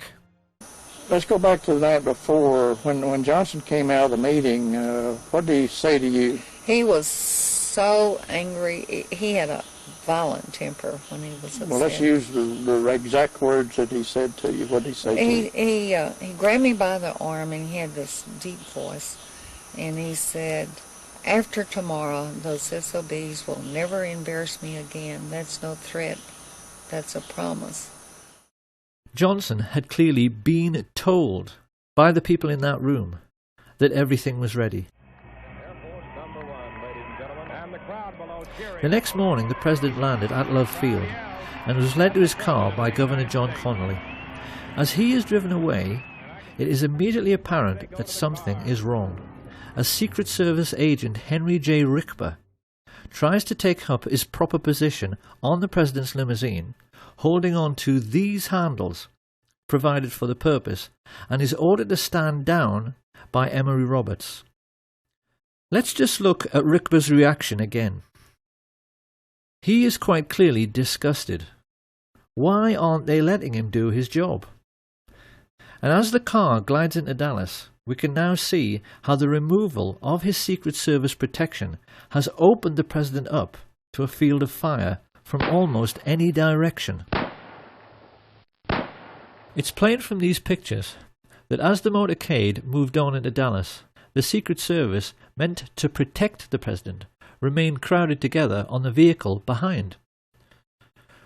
While travelling in the pilot car some 400 yards ahead, 3 men are smiling as they see everything is going to plan. Crichton, Lumpkin and Whitmire have used their influence to remove the military protection which should have been amongst the crowd. And whilst the people lining the parade route are 10 deep in places, Lumpkin has seen to it that the police have let almost no one into the would-be crime scene. Pausing at the corner of Houston and Elm, Lumpkin is seen exchanging reassurances with one of his men. Yes, he tells him, the hit is on. Glancing discreetly upwards, he sees Weatherford and the best Cuban sniper, Eladio del Valle, preparing to fire. The signal is passed to the other snipers to get into position. Having been let into the Daltex building by oil baron Harrelson Hunt, Eugene Hale Brading unlocks the second-floor broom closet. A client of New Orleans lawyer G. Ray Gill, who also represents mafia boss Carlos Marcello, Brading has a getaway pilot waiting, whom Gill employs as a private detective, David Ferry. He opens the window, and as Charles Nicoletti loads his rifle, Richard Kane listens to his radio. Car coming. Get ready. Closing the door, Milwaukee Phil Aldericio guards the corridor with 2 Cubans, Rolando Mesferrer and Rolando Otero. This basic pattern was established all over the plaza. A sniper next to a radio man, alongside a second marksman who could take over should the first want to back out at the last moment. Each team was then guarded by more assassins, mainly Cubans, who made sure no one interfered with each group. It all sounds quite professional, and the truth is, it was. Sam Giancana's spy in the Chicago police force, Richard Kane, was an electronics and wiretapping expert who spoke 5 languages. Up on the grassy knoll, with his childhood friend Charles Harrison, stood the diminutive Charles Frederick Rogers, a nuclear physicist who worked in seismology for Shell Oil. He was also friends with David Ferry and the Civil Air Patrol. Up in the Texas School Book Depository, LBJ's psychotic hitman Malcolm Wallace held a PhD and taught at the University of Texas. The Texas oilmen, mafia dons, merchant bankers and military industrialists had assembled the all-time dream team of professional killers. They were there to make absolutely certain their king died, and the two men who in later years would steal his crown, Richard Milhous Nixon and George Herbert Walker Bush, smiled from the sidewalk as they exchanged winks with Jack Crichton. There was no way Kennedy could escape now, and they knew it. Arranging his sniper's nest at the other end of the 6th floor, Sturgis was the first to be spotted by Arnold Rowland. I just looking around and we noticed a man up in the window, and I remarked to my wife, tried to point him out, and remarked that he must be a security guard, Secret Service agent. The window then that you're referring to is on the opposite end of the building from where the main entrance to the building is. Yes, it is on the other side of the building. And he had a rifle. It looked like a high-powered rifle because it had a scope which looked in relation to the size of the rifle to be a big scope. A moment later, 15-year-old Amos Ewins caught sight of one of the Sturgis-trained Cubans, Ignacio Novosampol. Even more significantly, Richard Randolph Carr, a steel construction worker who was looking for a job in the new Dallas courthouse, which was then under construction, stared out from his 7th floor vantage point and saw Malcolm Wallace taking position to fire. Testifying at the trial of Clay Shaw, he gave a minutely detailed description of a very heavy-set man in a sports jacket who wore large framed glasses. He could see the man so clearly, he even said his eyeglasses had large earpieces. America, the home of the brave and the land of the free, was about to discover that it wasn't what it thought it was. As the president's car made the turn onto Houston, government agents who had sworn an oath to uphold their country's democratic principles waited alongside mafia killers to murder their own commander-in-chief. One of the men they were working for, Sam Giancana, said this proved that in reality there was no such thing as white hats and black hats. That notion, he said, was just a sham for saps to cling to.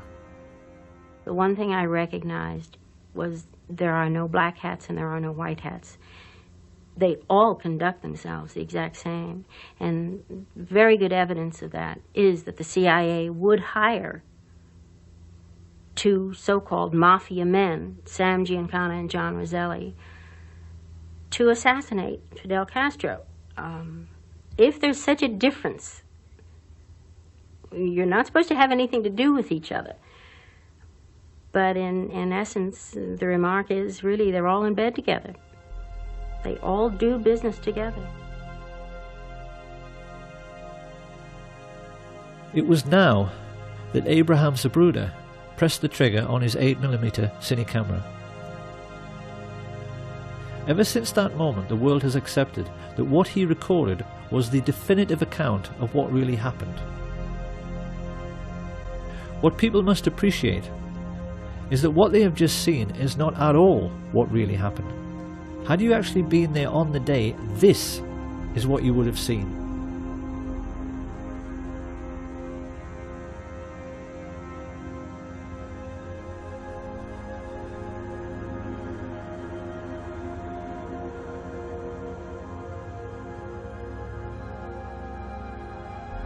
And doesn't that look a great deal more suspicious? So just exactly what did happen during the 10 seconds Zapruder was filming.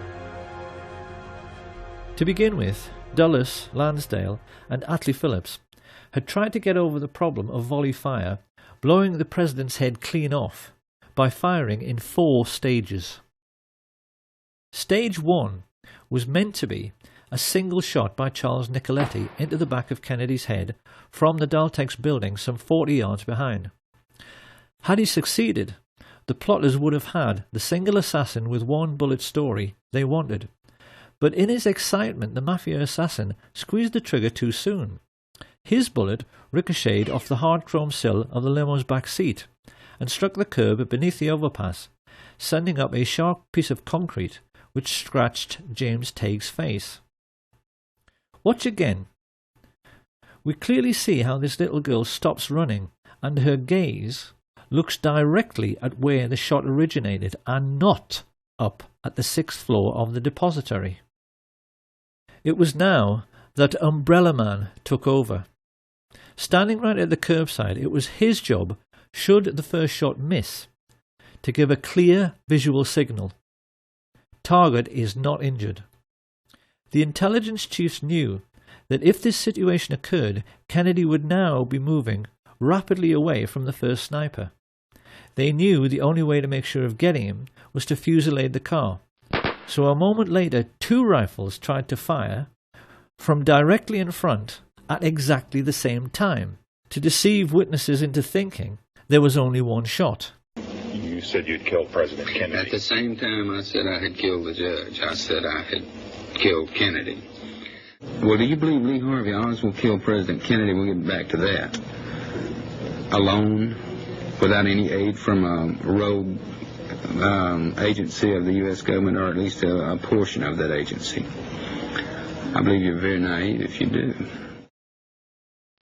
Harrelson's bullet hit JFK in the throat, and another gunman, hiding in a culvert 50 yards away, up in the embankment of the overpass, made the hole in the windscreen, which was later seen by Dr. Evalier Glanges. The presidential limousine was there.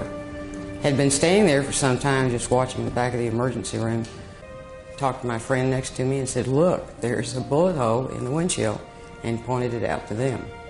But it was very clear. It was a through and through bullet hole through the windshield of the car, from the front to the back. As Kennedy emerges from behind the road sign, his distress is clear, while Governor Connolly remains composed.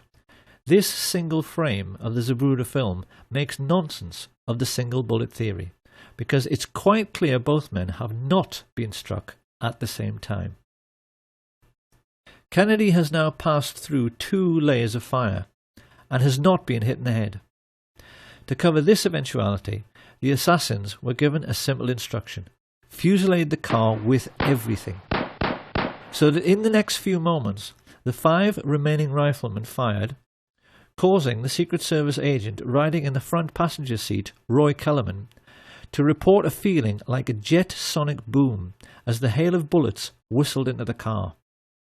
It is now more than 3 seconds after Kennedy is hit in the throat that Frank Sturgis misses his target altogether and blows out 5 inches of Governor Connolly's ribs, compressing his lungs and puffing his cheeks, with a bullet which quite clearly struck at far too steep an angle to come from the other end of the depository. In almost the same instant, Eladio Del Valle hit the governor in the wrist, Weatherford fired into his thigh, and Nicoletti's second shot hit the chrome frame of the window. A moment later, the best marksman, Malcolm Wallace, shot Kennedy in his upper back, the bullet strike witnessed and recorded by all the Secret Service men in the following car. Jackie Kennedy starts looking concerned, and yet even now there are no obvious signs that her husband, held upright by his back brace, has been shot twice. The assassins have so far failed to hit him in the head, and it is now that they play the ace up their sleeve. Here we can finally answer the riddle of where on an empty street you can hide a man with a rifle, and how he can manage to shoot a man speeding past him in a limousine. The answer is that he can't, and that is why the driver, William Greer, looked around twice to see whether Kennedy had been hit in the head, and when he saw he hadn't, as dozens of witnesses, including police officers, confirmed, he stopped the car completely. His orders was to slow down where the rest of the guys... This is Greer, the driver of the presidential limousine. Yeah, presidential limousine. Slow down almost to stop. It is now that most people have been led to believe that Kennedy was shot in the head by Charles Boyd Harrelson, the sniper standing on the grassy knoll. This is not true, Because if we look at the angle of elevation of a shot from that area, it's obvious that a shot originating from above and right would have pushed Kennedy's head down and left, whereas it's quite clear that his head is knocked upwards and to the left by the impact. So where did that bullet come from? Incredibly, the answer has lain hidden in the most well-known and iconic image from the assassination of the motorcycle policeman heaving his bike onto its stand. Look now as we freeze frame him here. This is the moment when the whole world was looking up the hill toward the man who had fired from the grassy knoll, but that is not where the police officer is looking. He is looking down into the storm drain, because that is where that shot at a stationary car came from. The shot which all of the well-known assassination witnesses described as coming from behind the picket fence missed completely and ripped up the grass at Jean Hill's feet. She did not even notice, but we know this is true because the FBI told her so. So who were the men who fired unseen from the storm drains on Elm Street?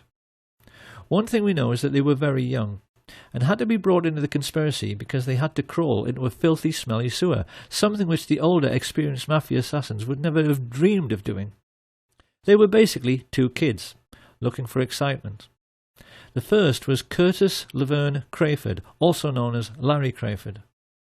Formerly CIA, he had worked for Ruby at the Carousel Club, and Ruby had told everyone his name was Lee Harvey Oswald until Lee Harvey Oswald walked in. But while above ground, the world was taking pictures and running and screaming and trying to figure out what had happened, the other young man was stumbling along 400 yards of a reeking, fetid Dallas sewer pipe to emerge from this culvert. And he was not Lee Harvey Oswald, or Roscoe White, or J.D. Tippit, nor even a Cuban or Russian communist. His name was Jack Allen Lawrence. And we know that after stumbling up this bank, he turned up 15 minutes later at the Lincoln Mercury car showroom, where he'd obtained a job with false references, pale, sweating, and, on a hot sunny day in Dallas, covered in mud. Telling his co-workers Albert Bogard and Robert Tater he had been ill that morning, he stumbled into the men's room and threw up while they, feeling his behaviour was suspicious, called the police, who made a record of the entire incident. Back at the plaza, the guilt of the radio men coordinating the gunfire can be seen from their behaviour. These two, Orlando Bosch and the Umbrella Man, have a seat, while everyone else runs around them.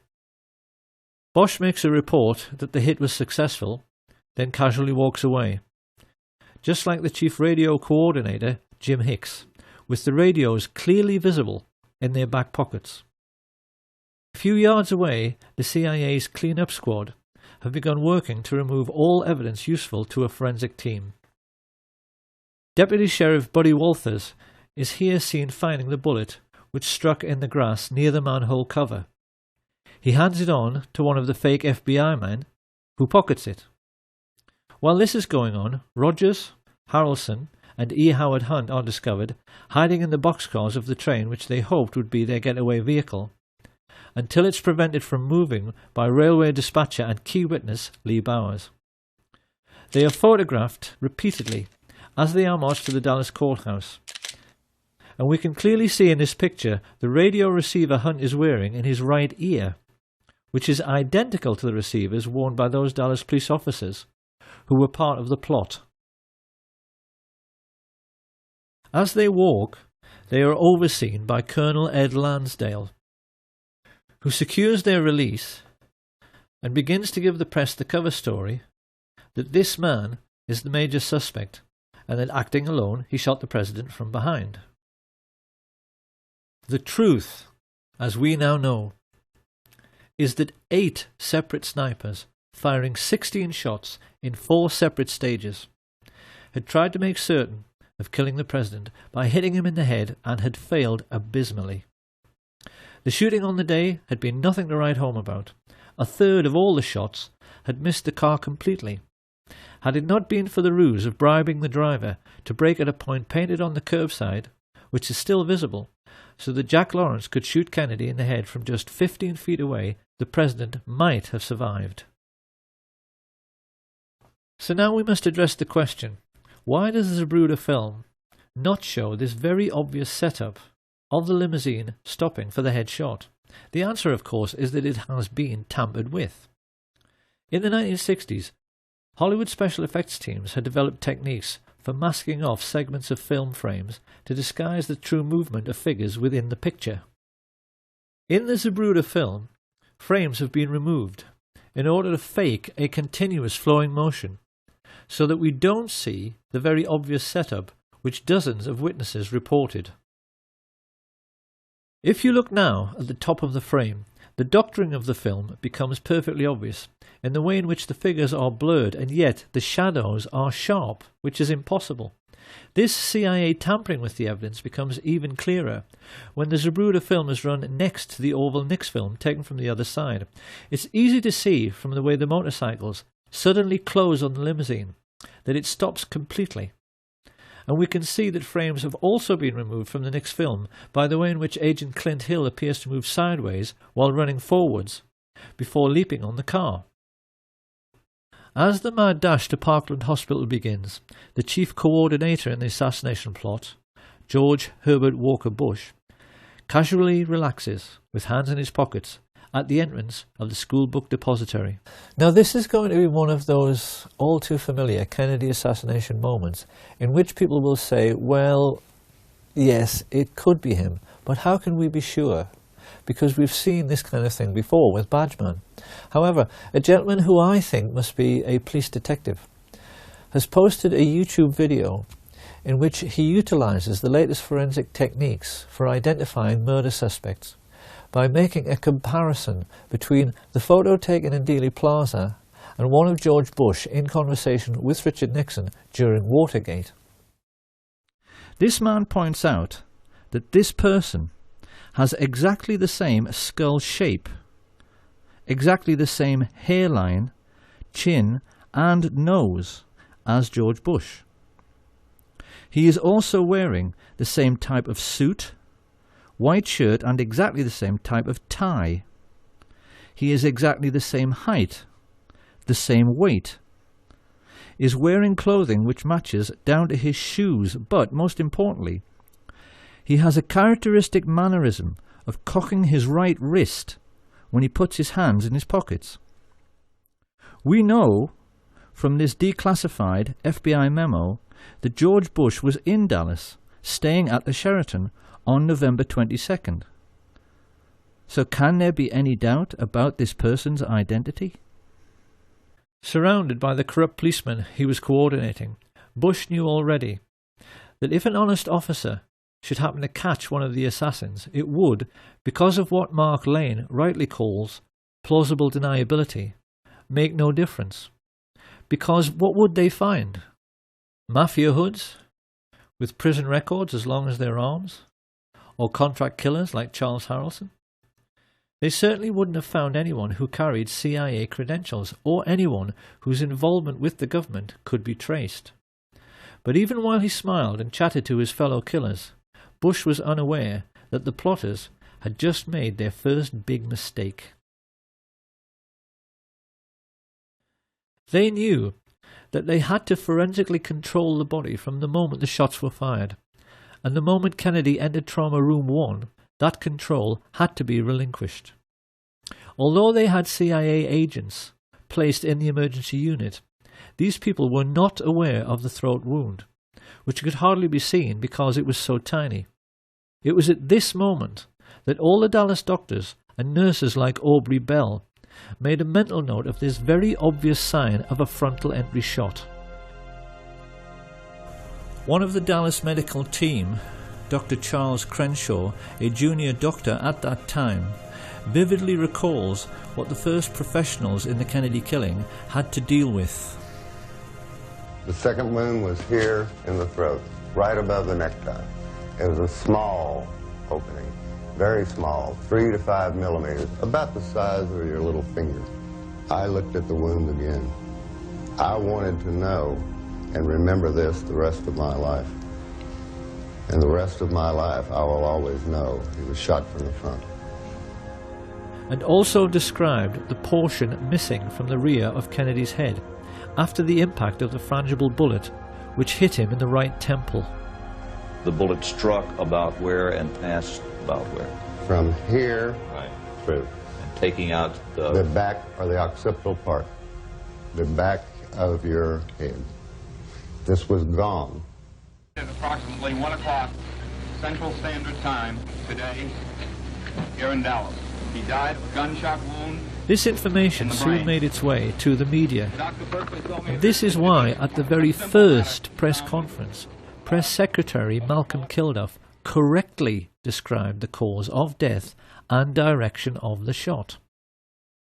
In order to find a means with which to contradict this evidence, the cover-up now began in earnest, with the summoning from the Restland Funeral Home of a CIA agent who was known for being the best in the business at reconstructive surgery on cadavers, John Melvin Liggett. This man was actually attending a funeral when he was told of the president's assassination and asked to go to Parkland by the coroner. What he didn't know as he drove away was that one of his clients in this macabre and gruesome story was at that moment still alive.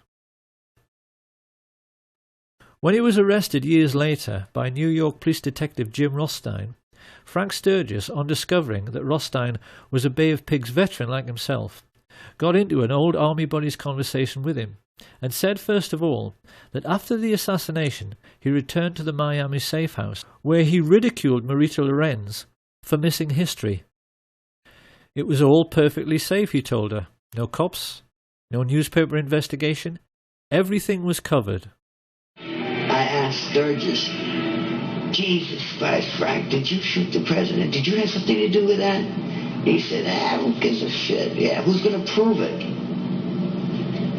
He said, we kill a lot of people. What the hell's the difference? Sturgis then went on to say that Dallas police officer J.D. Tibbet was actually gunned down by the radio talk show host G. Gordon Liddy, who was at that time a CIA agent working with E. Howard Hunt. And here we must address a question which puzzled assassination researchers for years. Why did a Dallas policeman have to die within a few minutes of President Kennedy? What possible function could he have played in the overall plot as a corpse? One would think the authorities could have caught the fleeing patsy without any need to incriminate him any further. So why did the life of J.D. Tibbet also have to end on the 22nd of November 1963? Where did he fit in? In only the last few years, a wonderful investigator called Robert D. Morningstar discovered one tiny little fact about Jefferson Davis Tibbet, which became the most important single piece in the completion of this puzzle. Because Officer Tibbet had a nickname. When he was at work, his fellow officers always used to call him JFK, because at 39 years of age he looked exactly like him. In the only well-known picture of Tibbet, his Elvis haircut makes him appear very youthful, but having turned grey and having nearly turned 40, most people felt his resemblance to Kennedy was uncanny. What Tibbet never knew, as he drove past assassination witnesses Jack Tatum, Domingo Benavides and Aquila Clemens, was that he had been selected to play the role of the president in death. Researchers have always believed it couldn't be a coincidence that Tibbet was shot in the right temple just like JFK some 45 minutes earlier. They wondered why bullets had been removed from his body in the ambulance, and why, when he was pronounced dead on arrival at the Methodist Hospital, it was felt necessary to move his body to Parkland. With their concentration firmly fixed on the casket of the deceased president, the newsmen completely ignored the ambulance which spirited away the body of J.D. Tibbet, so that it could be loaded onto Air Force 2 where John Melvin Liggett was waiting. When Kennedy's casket arrived at Love Field a few minutes later, Clint Hill, the agent who jumped on the car, recalled that all the people aboard Air Force One were told they had to go forward to witness the swearing-in of Lyndon Baines Johnson. This, of course, was just a ruse, to get Jackie Kennedy to leave her husband's body, and the moment she was out of the way, his cadaver was stolen and placed aboard Air Force 2 next to the cadaver of J.D. Tippit. Many people have seen this famous picture in which LBJ is smiling at Congressman Albert Thomas a moment after becoming president, and he is winking back.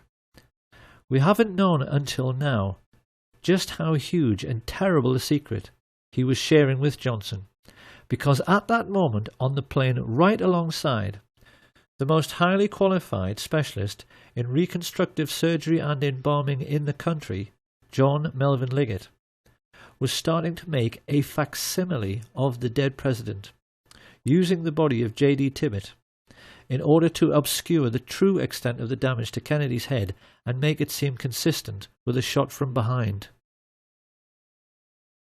But Liggett realized immediately this was well nigh impossible, because having been told over the radio about the head shot, Liddy took it upon himself to try and ape this damage by firing into Tippit's torso and then, when he was down, firing into his right temple, instead of into the back of the head as he'd been instructed. This was a second huge mistake. The human brain has a consistency like play school plasticine. Fire a bullet through it, and it is very easy for a skilled pathologist to track the bullet's path at autopsy. What Liggett wanted to show to any investigators was a brain that looked like this. What he had was one brain which looked like this, and another which looked like this.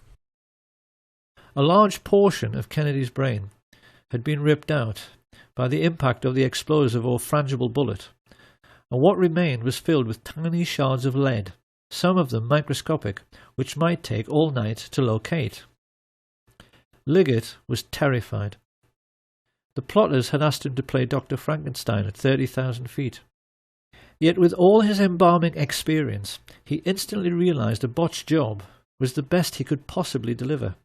In his panic, he sawed off Tippit's skull and simply ripped out the entire brain to at least make sure no one could track the bullet which, after Liddy's error, had so obviously come from the wrong direction. He then compounded Liddy's error by making a large hole in the rear of the head to ape the damage to Kennedy's head. With this done, he rebuilt the skull, hurriedly sewed the scalp back together, and then set about the gruesome task of trying to make the cadaver of J.D. Tippit more closely resemble the cadaver of John F. Kennedy. By shaving eyebrows, bringing forward Tippit's slightly more receding hairline, filling in missing segments of both heads with plaster of Paris, and rebuilding portions of the flesh with wax. Liggett performed this ghoulish service while the aircraft he was on, Air Force 2, went through the usual procedure of leapfrogging Air Force 1 to arrive at Andrews Air Force Base slightly earlier. He wasn't given long enough, and in the rush to get finished, the plotters now made their third and most stupid mistake. Instead of placing Tippit's body in a casket identical to the one aboard Air Force 1, they placed him in a Spartan grey metal coffin inside a body bag. As the TV media showed these distressing pictures to a world reeling in shock, it's hardly surprising that no one ever dreamed this casket could be empty, but it was. As it was driven away, out of sight of the media, the two bodies were taken from Air Force 2 and loaded onto a helicopter. It was at this point that the two honest men, FBI agents Francis X. O'Neill and his partner William Siebert, became crucial figures in the story. They explained to researcher David Lifton that they made the journey to the Naval Hospital at Bethesda in the car behind the hearse which carried Jackie and Bobby, and most notably Admiral George Berkeley, who made sure he stayed with the empty coffin by sitting on another man's lap. Upon reaching Bethesda, Siebert and O'Neill said Berkeley then guided the family members into the building while the hearse was ordered to the rear to unload. But that was where the simplicity ended. The FBI men and many other witnesses recalled a scene of absolute mayhem in which no one seemed to know what was going on, and military men were rushing around everywhere, exchanging anecdotes about decoy ambulances they had been ordered to follow, which had become high-speed chases around the hospital grounds as these vehicles raced away.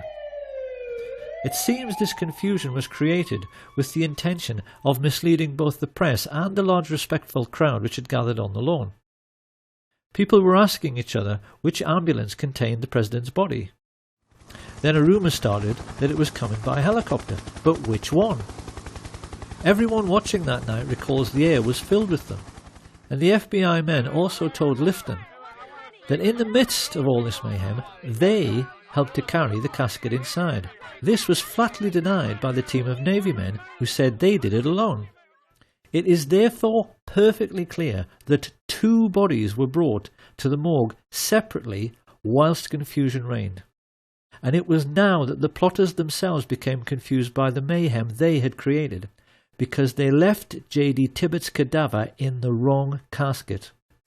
It should have been switched and gone into the autopsy room in the large expensive casket used in Dallas. I helped put President Kennedy's body in a bronze ceremonial casket on November 22nd, 1963 at Parker Memorial Hospital.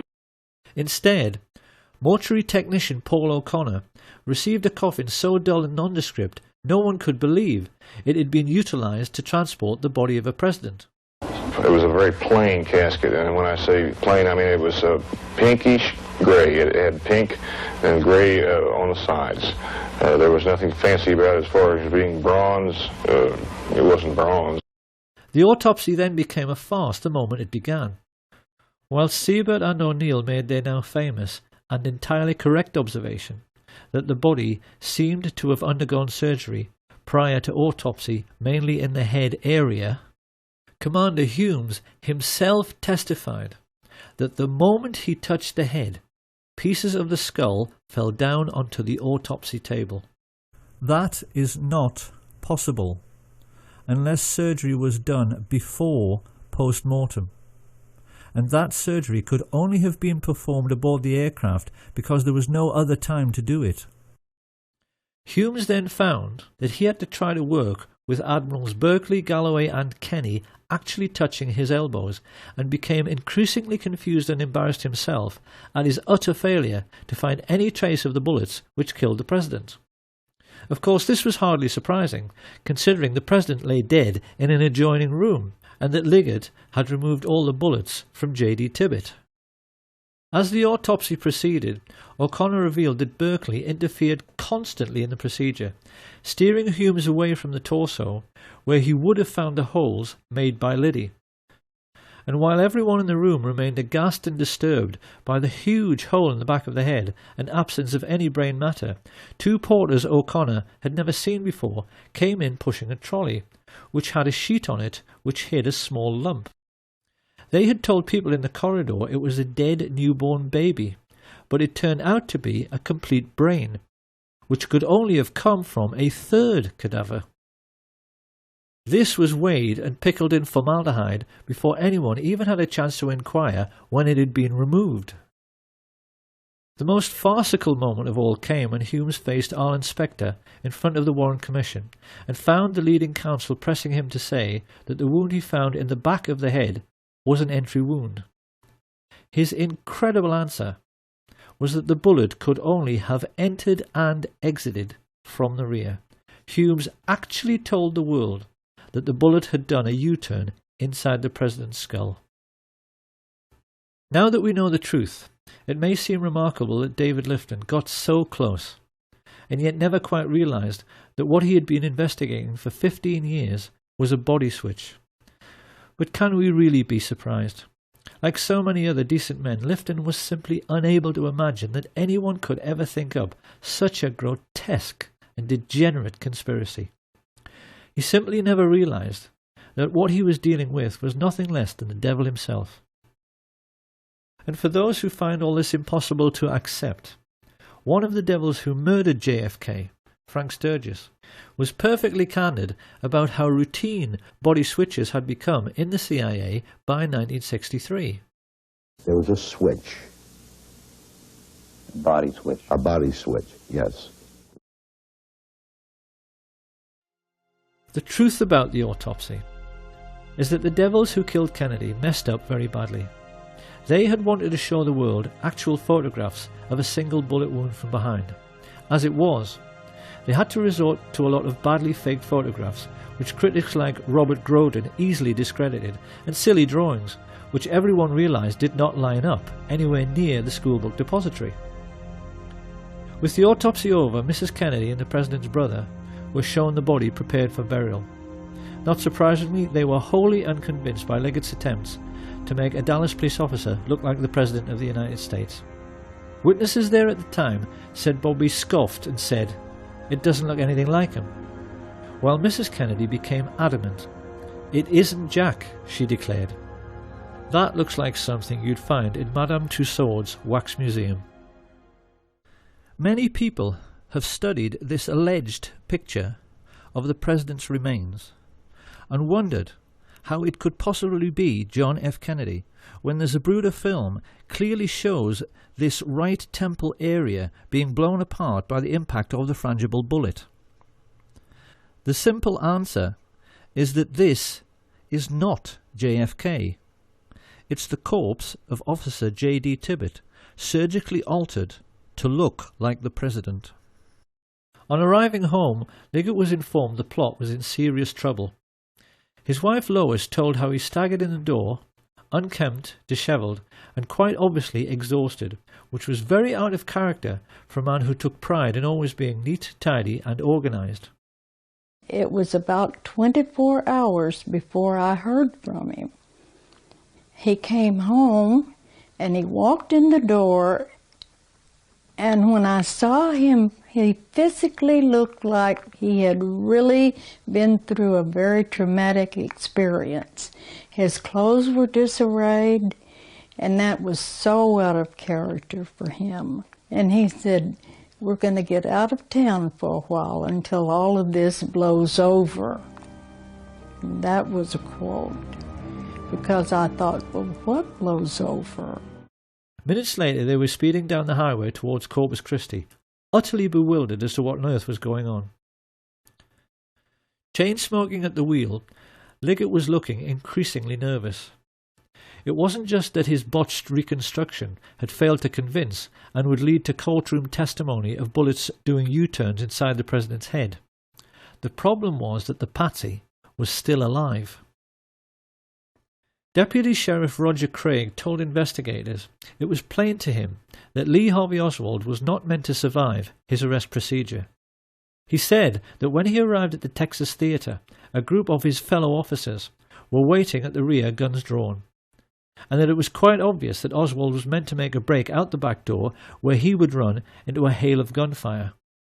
However, Oswald himself was an intelligence agent, and once he realized he had been chosen as the fall guy, he briefly prolonged his existence by loudly yelling so that all the witnesses present could hear, "I am not resisting arrest. I am not resisting arrest." This is why Liggett, like all the others involved in the plot, was shaking in his boots on November 23rd.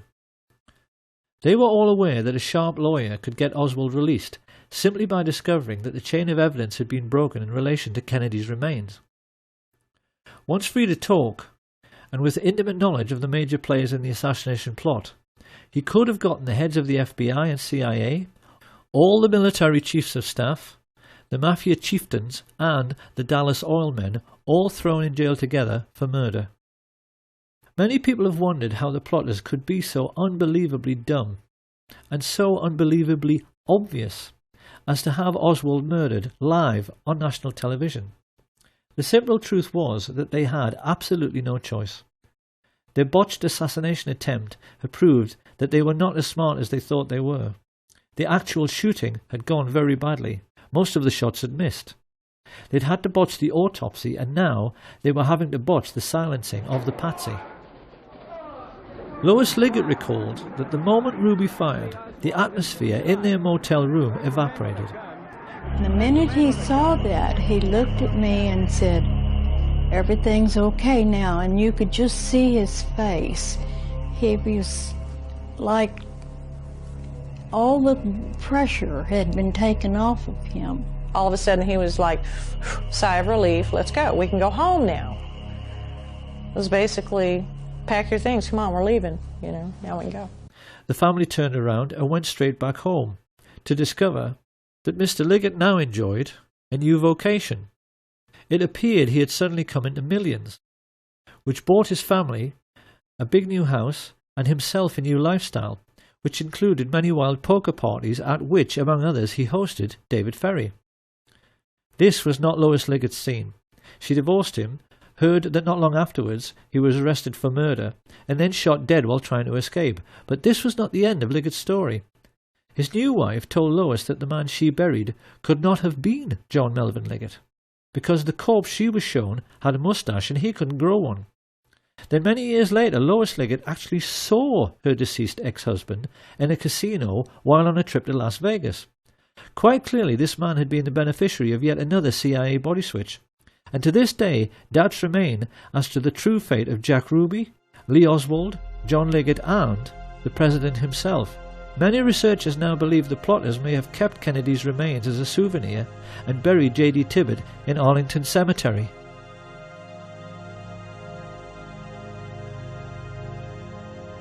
All added together, the pilots, spotters, radio men, mafia assassins, embalmers, physicians, and corrupt agents from the FBI, CIA and Dallas Police had cost the American Nazis $25 million, approximately $2 billion in today's money. But they could afford it. In the years that followed, they cynically kept the war in Vietnam going by putting in just enough troops so that the line never moved forward or back. And while the American fat cats grew fatter on military-industrial contracts, their mafia friends used the CIA's complete immunity to smuggle trillions of dollars worth of cocaine and heroin around the world. Sir, the Republicans are trying to blame you for the existence of a small air base at Mena, Arkansas. This base was set up by George Bush and Oliver North and the CIA to help the Iran-Contras, and they brought in plane load after plane load of cocaine there for sale in the United States. And then they took the money and bought weapons and took them back to the Contras, all of which was illegal, as you know, under the Bolin Act. But tell me, did they tell you that this had to be in existence because of national security? Well, let me answer the question. No, they didn't tell me anything about it. Of course, when criminals are making easy money, they tend to become lazy and careless, and this is what led to Watergate. Someone's here.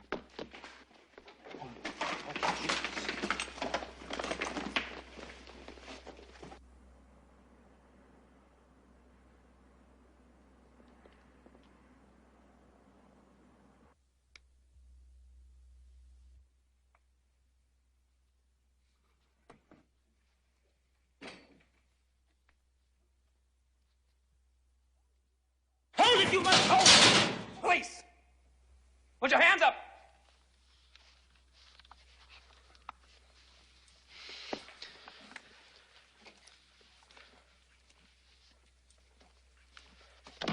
Drop that jacket!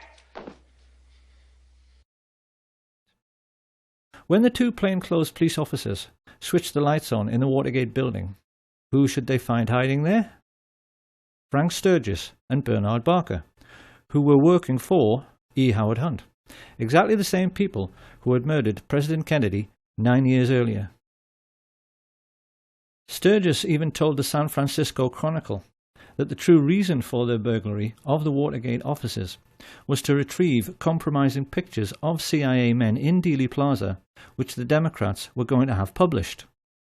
Of course, somebody had to take a fall for conducting such a woefully sloppy operation, and when Howard Hunt found himself in prison for 33 months, he rather turned against his old friends for making him into the patsy on this occasion.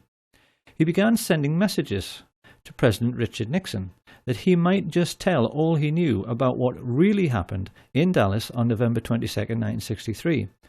And one of Nixon's presidential aides, Dean Birch, recalls that when he heard about this, George Bush broke out all over in assholes and shit himself to death.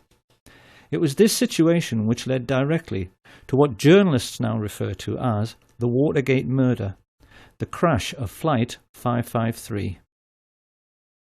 On December the 8th, 1972, Dorothy Wetzel Hunt, the wife of E. Howard Hunt, boarded a flight from Washington to Chicago. A CIA agent like her husband, she carried $250,000 in her bag, which was to buy the silence of his Watergate co-conspirators. Travelling along with Dorothy was CBS News correspondent Michelle Clark, whose CIA boyfriend had been able to give her a unique journalistic insight into what Watergate was really all about. These two women boarded the aircraft with a dozen other individuals who at that time had information which E. Howard Hunt claimed was going to blow the White House out of the water. As the plane made its final approach through fog and very low cloud, the people living near the aircraft runway sensed something rather strange was going on. The normally quiet suburban street suddenly filled up with cars, and a moment later, having been told to power down too early, Flight 553 emerged from the mist and clipped the branches of some trees before crashing on top of several bungalows on West 70 Street. The watching neighbours were then staggered to see FBI agents immediately leap out of their cars and start rooting around in the debris, a full 10 minutes before the fire brigade even arrived on the scene. 44 people, including Dorothy Hunt and Michelle Clark, were killed in the crash. E. Howard Hunt served his time and came out of prison a widower and $1 million richer. The Nazi shadow government of the United States had faced a blackmail threat and the possibility that their complicity in the murder of President Kennedy might become public knowledge. Their response was to bring down a civilian airliner onto a residential district. They covered it up by having FBI agents on the ground seek out and remove all incriminating documents from the dead bodies found in the wreckage. And when the local TV station received an anonymous phone call from a radio ham who had monitored the deliberately misleading exchanges from the Midway Control Tower, which caused 553 to crash, an FBI agent simply confiscated all the tapes, thus eradicating all information pertaining to the accident. This is how the agents of the US government now behave. They function essentially as a goon squad of mercenaries and murderers, hardly any different to Hitler's Gestapo, and are used as a private intelligence service and as personal hitmen for America's richest families, their only role being to cover up the dirty tricks which the rich people are playing on their fellow countrymen every day. Along with threats and murder, the most important weapon used by this private army of footpads in this ongoing cover-up is disinformation. And it's here that we can now address a question which will probably be bothering the huge numbers of people who have taken an interest in the Kennedy assassination and in the many documentaries produced by assassination researchers over the years. What happened to Badgeman? The answer is very simple. He never existed. He was simply a phantom, created by the CIA's disinformation machine to lay down a trail which led nowhere. So now another question appears. If this is so, why have so many people spent a quarter of a century trying to discover his identity? By examining this question, it is now possible to reveal the extraordinary lengths America's rulers have gone to in order to hide the truth about the Kennedy assassination. America's oligarchs grossly underestimated the courage and skill of those who tried to uncover the truth about the Kennedy killing, none more so than the brilliant and tenacious Mark Lane. By the mid-1960s, his film Rush to Judgment had left the country in no doubt that they had been multiple gunmen acting together in some sort of conspiracy. Once he had proved this beyond any doubt, the only question remaining was, how big was the conspiracy? So it came as no surprise when polls started showing that 9 out of 10 Americans believed it had to be the CIA. This internal memorandum reveals just how nervous the agency was about this development. It spells out in no uncertain terms the concern spreading in the corridors of power, and the urgent need to rectify this situation through the use of assets in the media.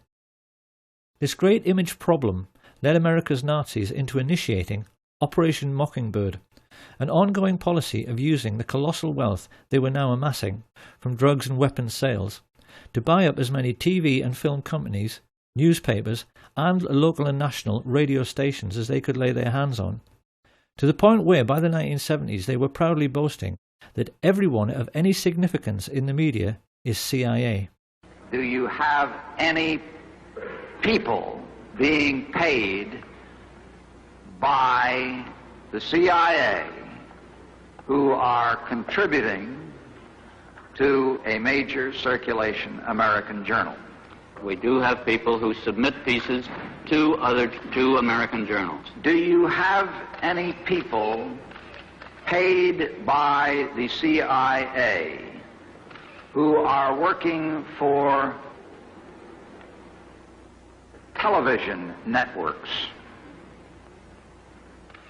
This, I think, gets into the kind of getting into the details, Mr. Chairman, that I'd like to get into in executive session.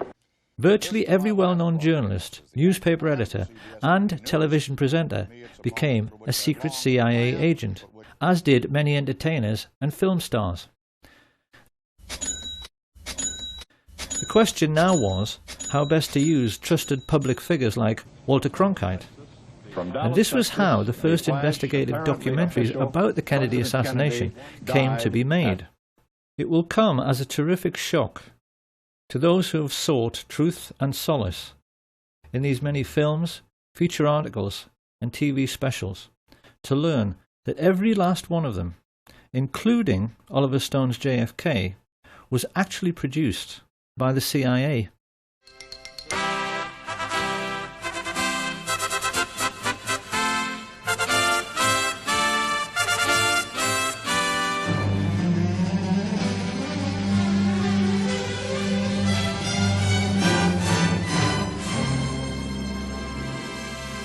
A classic early example of this kind of disinformation was the Nova film, which featured two scientists, Brian Holstrom and Steve Isabel, who found Badgeman in a tiny fragment of the famous Mary Moorman Polaroid through photographic enhancement. But when investigators took the trouble to actually measure the size of these three figures, it became obvious that they were so tiny they were too small to even be children. Using the scale provided by Abraham Zapruder over on the right, it's clear that these alleged people are so lacking in stature they wouldn't actually have been able to look over the stockade fence. The truth is that they never existed. And so the question now is, who were Holstrom and Isabel? And who, for that matter, was Gordon Arnold, the old-age pensioner who appeared in The Men Who Killed Kennedy to claim that Badgeman had kicked him and taken his camera? I could be the only one that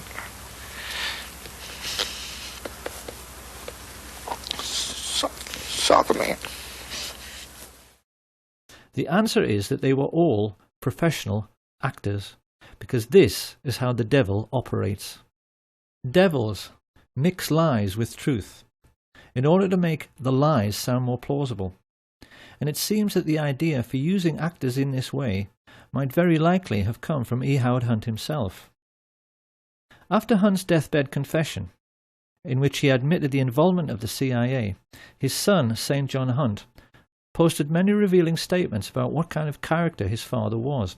It's quite well known that E. Howard Hunt wrote spy novels and screenplays. And when he was discussing this, St. John Hunt maintained his father tried to live his life as if every day was another exciting scene from a movie, to the total exclusion of his own family. The way St. John Hunt put it was, he would never cut carrots or go shopping with us or anything like that. James Bond doesn't have a family. Historians are well aware that the CIA studies everything which is impressive, and it now seems very plain that they were greatly influenced by the brilliance of the Levinson and Link Columbo series, particularly one episode, Murder, Smoke and Shadows, in which the killer, who is a ruthless young movie director, tries to confuse and mislead Columbo through his powers of creating illusion, only to have the tables turned when this is done back to him, because the whole point of that episode is that the audience never know who is and who isn't supposed to be an actor. The Men Who Killed Kennedy series was laid out in the same way. Whilst a few of the interviewees, like the Willis family, were genuine, most of the people claiming to be witnesses were simply actors, whose only job was to keep people's minds on the grassy knoll, so they would never think about the storm drains and where the shots actually originated. Oliver Stone's film was made to serve exactly the same purpose.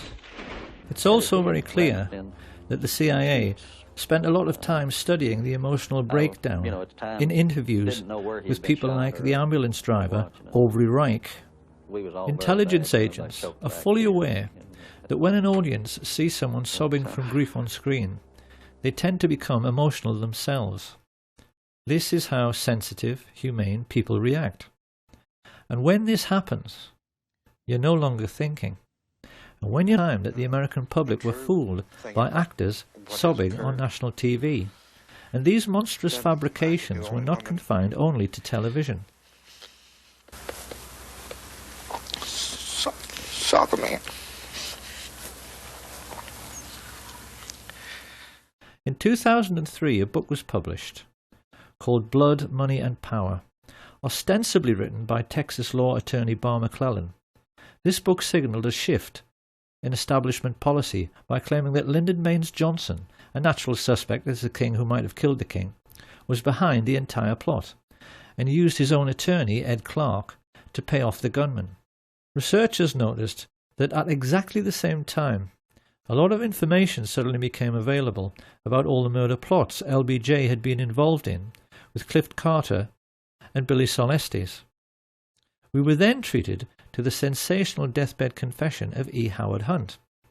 And in the book itself, the serious researchers found this extraordinary paragraph. Wallace centered on Kennedy's head and fired. The shot went almost 200 feet but was barely low and slightly to the right, hitting the president in the back shoulder blade. The bullet was deflected upward ever so slightly, exiting at the tie knot, the bullet's jacket separating to hit and crack the windshield, the remaining slug hitting the curbing in front of James Tague, an onlooker standing in front of the triple underpass on Commerce Street. The slug knocked cement shards in all directions.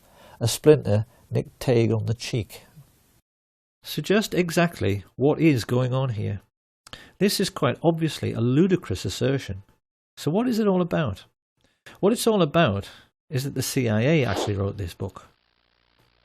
They knew that the critics had been able to laugh loud and long at the single bullet theory because the FBI had had to change their story.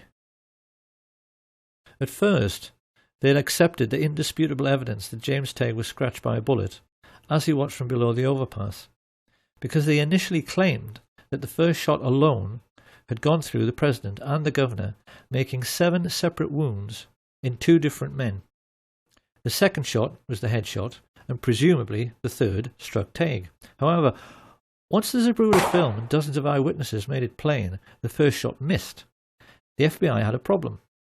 How could they account for the throat shot, headshot, and Tague shot with just 2 remaining bullets?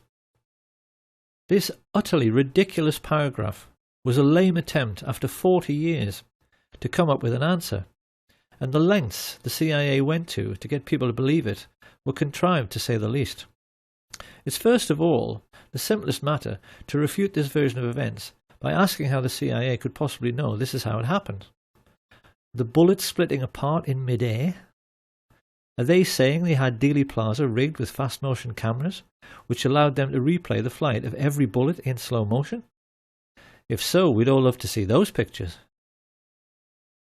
And even more to this, Barr McClellan's interview became the linchpin in the final episode of The Men Who Killed Kennedy, which was then banned from public broadcasting after a lawsuit was allegedly brought against the History Channel by former Presidents Carter and Ford and their friends Jack Valenti, Bill Moyers and Lady Bird Johnson.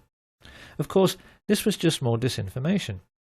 What the plotters hoped to achieve was that by getting the series banned, but making it available on the internet, the seekers after truth would be duped into thinking it must be true, precisely because it had been banned from mainstream media. It's a double bluff. It is quite possible, after all of this ludicrous skullduggery, that even the CIA themselves couldn't remember what purpose it was all supposed to serve.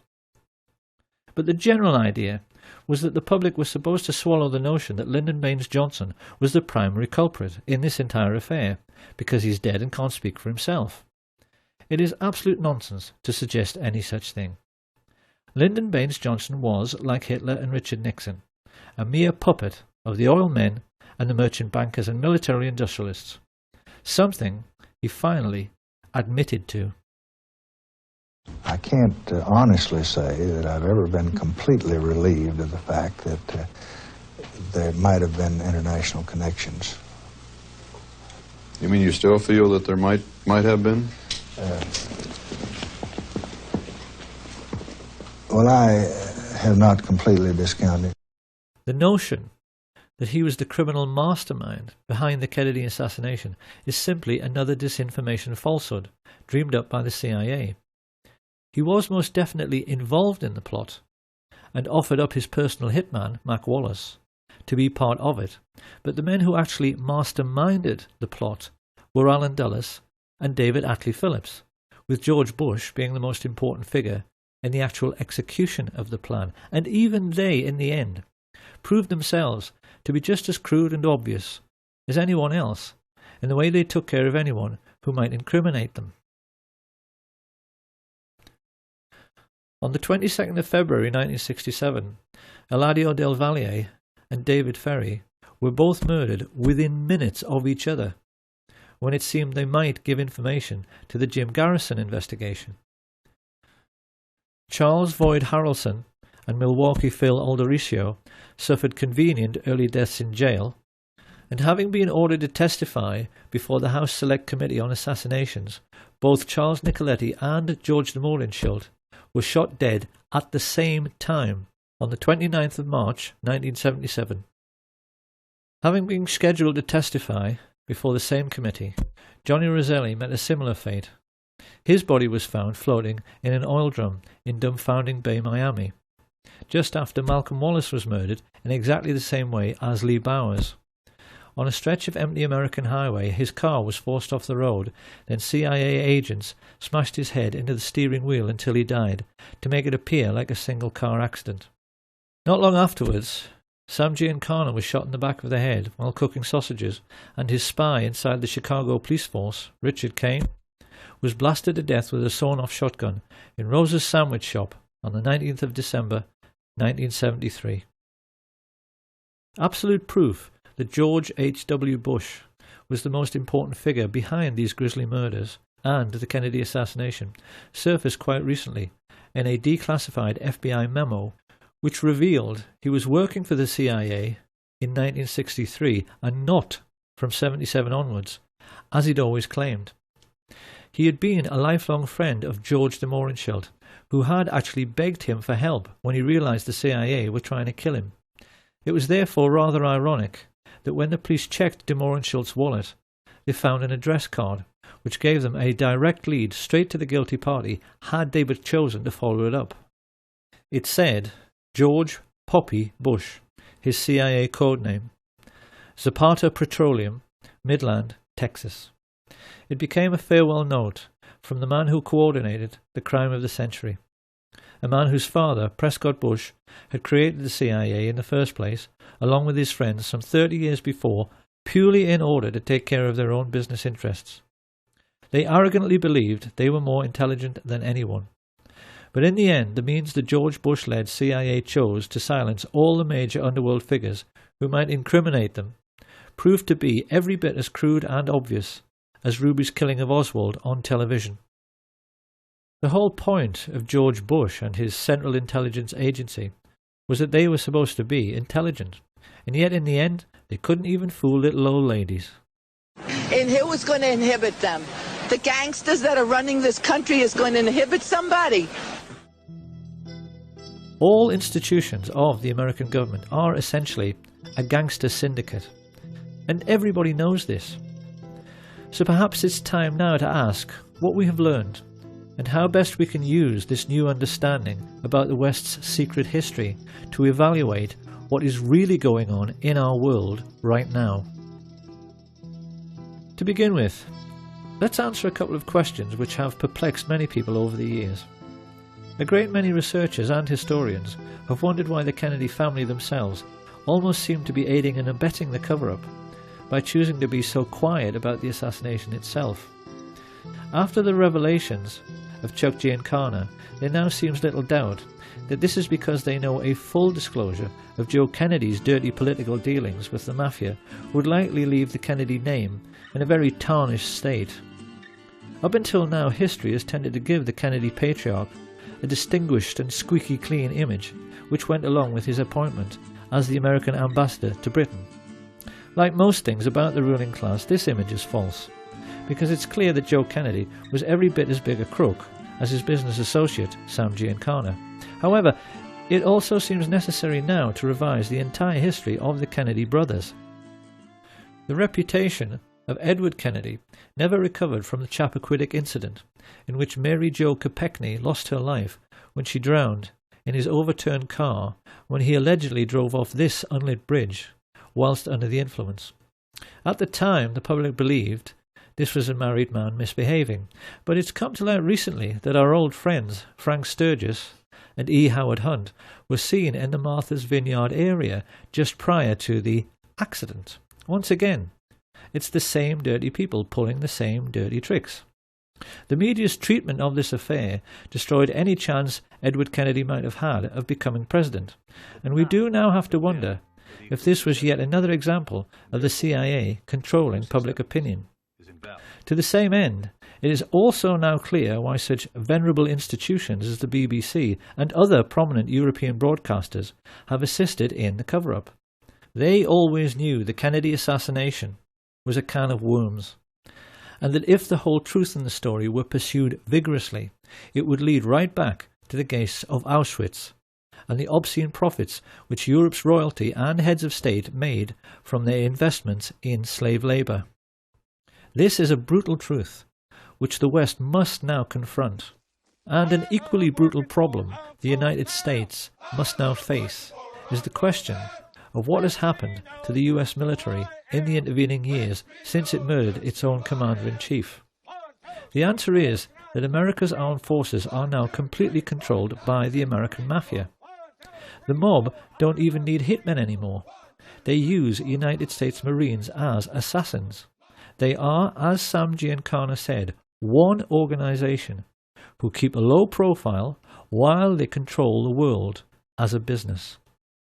And in an effort to prove this is so, in 1998, Pastor Rick Strawcutter videotaped a quite remarkable interview with Kay Pollard Griggs, formerly the wife of Colonel George Griggs, who for many years was the head of NATO.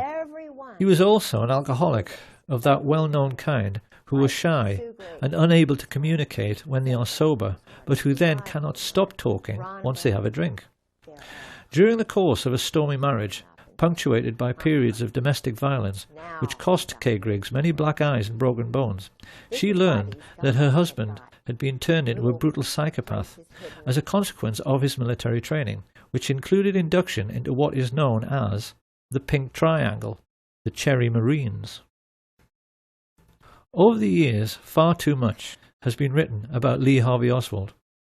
But what is remarkable is that few historians were ever aware that, like most Marines who worked in intelligence, he was homosexually recruited and was part of the same-sex club which included Jack Ruby, George Senator and David Ferrie.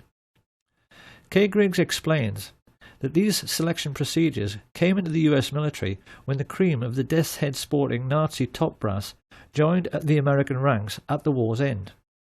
Ever since then, the Greek and Spartan traditions which Hitler so admired, and which were integral to the German army, have found their way into American military culture and are now manifest in the way that the old skull and bones procedure for identifying and, most importantly, controlling rising stars is now used to select the top brass of the future. In a nutshell, boy soldiers who want to rise in the ranks can only do so by doing favors for the older men. So George Bush, I mean, all these people rise up to the ranks, the same club. Right. No wonder, you know, I saw a little TV clip one time where a reporter was asking George Bush and others about the Order of the Skull and Bones. You were both in Skull and Bones, the secret society. It's so secret we can't talk about it. What does that mean for America? I mean, if this really got out, that these guys are all inducted because they've got some kind of homosexual right. thing on them. Indoctrination. I mean, or induction. They have to do that. Yeah. They do that. Yeah. Even in if a coffin. And it's even now coming into the military totally. The chiefs do that.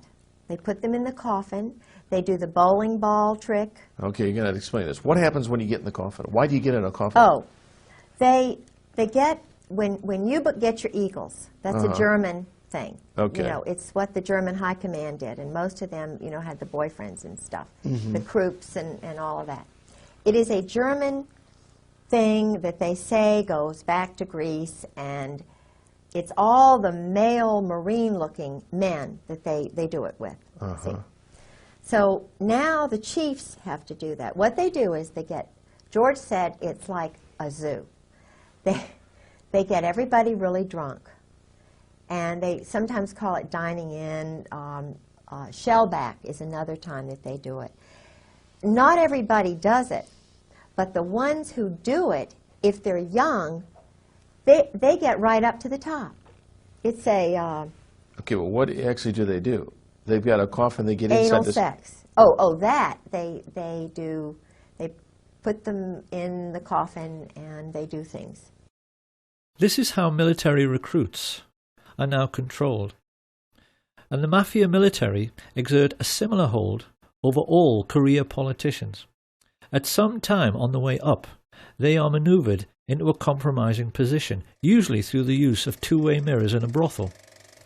And once the mafia military have got something on them, the career politicians, judges, senior police officers and media moguls face a stark choice.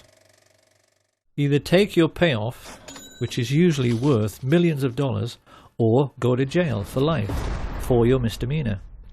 It is with these kinds of tactics, first used by Sam Giancana in the 1930s, that what are now known as the 5 mafia families of the New York metropolitan area, the Genovese, Gambino, Lucchese, Colombo and the Bonanno, control all politics in the United States, and through their business arrangements with the 5-star generals and CIA, control all cocaine and heroin trafficking throughout the entire world.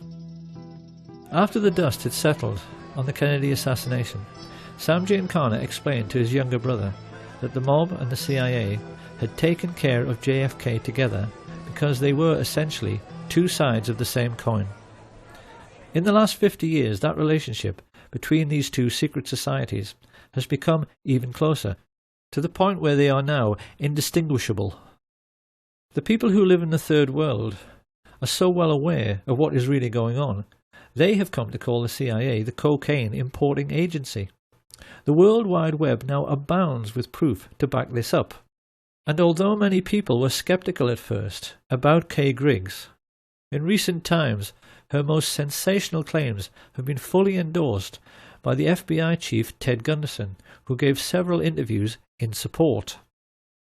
This cult was involved in distributing drugs up and down the East Coast, drugs that were being flown in from Southeast Asia in military and planes.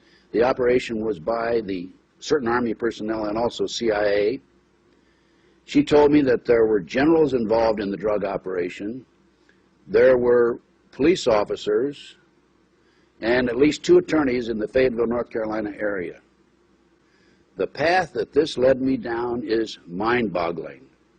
Over the last 23, 24 years, I have developed so much information about the situation as it exists in our great country and gone public with it as much as possible, and yet I am being ignored. What is basically happening is that the United States military use Air Force bases in Europe to connect with the Third World, particularly Pakistan and Afghanistan, where the poppy fields are cultivated. This is the real reason for the conflict in Afghanistan. It's to protect the record harvests of heroin, which almost ended when the Taliban took power. But they don't tell the soldiers this, and it's a truth you'll never hear on NBC or BBC. Having brought the refined cocaine and heroin into Europe and the United States, it is then passed on to the mafia for sale at street level, sometimes by police officers in uniform. It's an arrangement which nets the generals and the mafia chiefs billions, and the fact that someone of Ted Gunderson's credibility was completely ignored when he went public with this information underlines the fact that our entire mainstream media, as well as the entire justice system, has been bought off. So the question must now be asked, if this shadow government of the world's only superstate can get away with the murder of a president and through their wealth be in total control of the United States military, media and the justice system, what else might they be getting away with? Could it possibly be that the serious researchers have been right all along? And remembering what happened to Flight 553, that 9/11 truly was one huge confidence trick?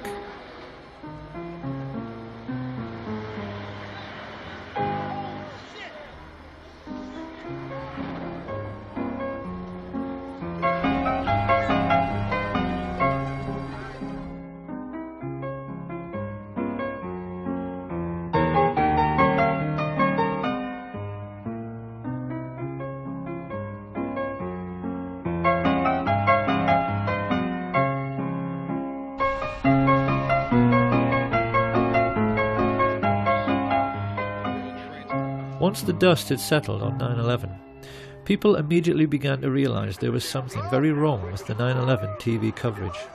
First along came Dylan Avery with his amazing film Loose Change.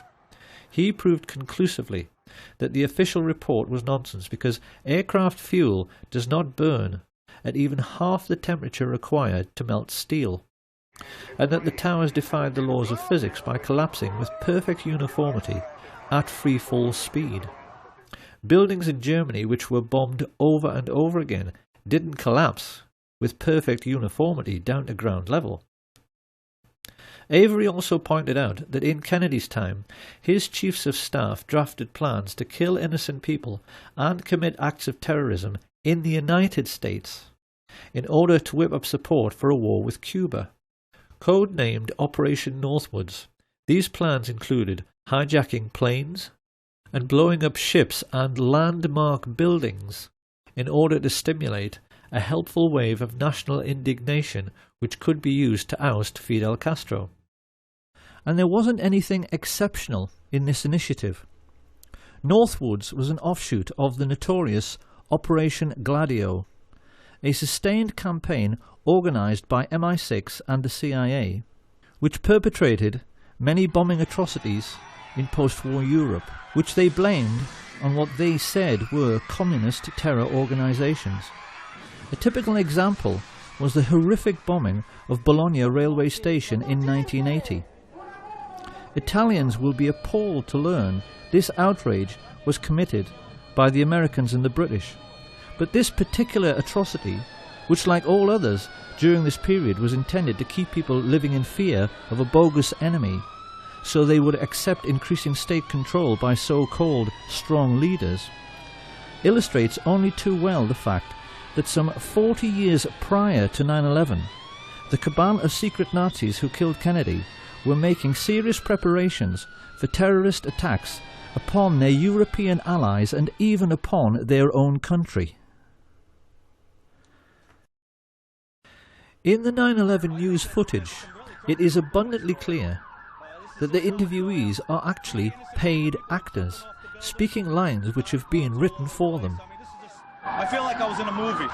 This is exactly the same situation as in The Men Who Killed Kennedy. And because these are people who are being expected to perform, they tend to overdo it. I could be the only one that saw the man. They killed the president. And to be honest with you, if I'd have known this,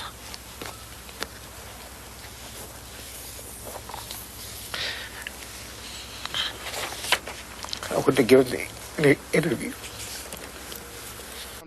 It is perfectly clear that the 9/11 street people are trying much too hard to convince their audience. Approximately several minutes after the first plane had hit, I saw this plane come out of nowhere and just ream right into the side of the Twin Tower, exploding through the other side. And then I witnessed both towers collapse, one first and then the second, mostly due to structural failure because the fire was just too intense. 9/11 was in reality just another CIA special effects movie production. And it really has become the Kennedy assassination's long-lost twin, because witnesses who know the truth of what really happened are all being murdered. This didn't stop some people from immediately pointing out that the London Tube bombings were a hoax. The alleged terrorists couldn't have ridden into London on a train which was cancelled. And seasoned researchers are now becoming quite surprised at how sloppy and obvious these alleged terrorist acts are becoming. Any detective would instantly realise the Woolwich terror incident was a joke. We were shown pictures of a supposedly decapitated man lying prone on the street. If that were true, he should be lying in a puddle of his own blood, and the alleged attacker would be soaked in blood all over his front from arterial spray. All terrorism is fake. It is military deception practiced by the rich upon the poor in an ongoing class war. And the most important weapon at their disposal in this class war are television presenters. The BBC has actually become the Ministry of Truth from Orwell's 1984. Everyone working for the BBC today is a whore of the ruling class and a traitor to our way of life, because it is very hard to believe they are all unwitting accomplices in this class war. When we remember that it was some of the BBC's own journalists who revealed that the 9/11 hijackers were all alive, it's hard to accept that their news presenter colleagues haven't figured out the totalitarian nature of what people like Jane Stanley, who reported the collapse of World Trade Center 7 20 minutes before it came down, are really up to. And yet still they go on giving us reassuring smiles, while telling lies on behalf of the ruling class. Of course, then people ask, oh, yes, but why would they do it? Why is all of this Muslim, multicultural, political correctness thing happening to us right now? It's happening because we no longer have an enemy. Tourists today can visit what used to be the Eastern Bloc, and they can photograph the derelict, rusting heap of scrap metal, which used to be the Soviet war machine. It has gone, and this has created an unprecedented political situation which the world has never seen before, in which there is only one superstate, the Anglo-American alliance. No other power on Earth today is capable of fighting a war on the grand scale. China, North Korea, Russia simply do not have the economic resources. So in order to make us believe we still have an enemy, and therefore have to live in fear, the rich had to provide us with a new enemy. And this is why in recent years they've encouraged unstable Islamic people to emigrate to the West. It's to provide us with a ready-made enemy. This is their master plan for this single superstate age. And it's for this reason that they perverted political correctness, to make people believe that anybody who refuses to go along with this new doctrine of multiculturalism is the worst person of all. In the West today, we've become quite used to seeing confrontations between the alleged lunatic fringe of Islam and indigenous white men who are trying to defend their culture from foreign influences. What groups like the EDL do not understand, however, is who is really pulling the strings here? Who is behind this? Who arranged this fight? Because any Roman senator would tell you this is simply the old maxim of divide and rule.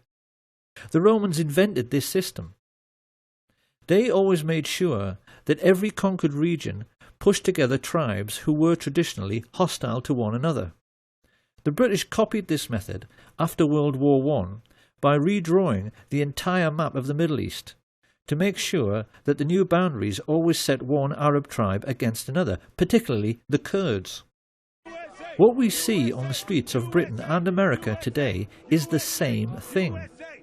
The whole idea is that while you're fighting against Muslims and they're fighting against you, no one has the time to stop and think about who actually created this situation and who their real enemy really is.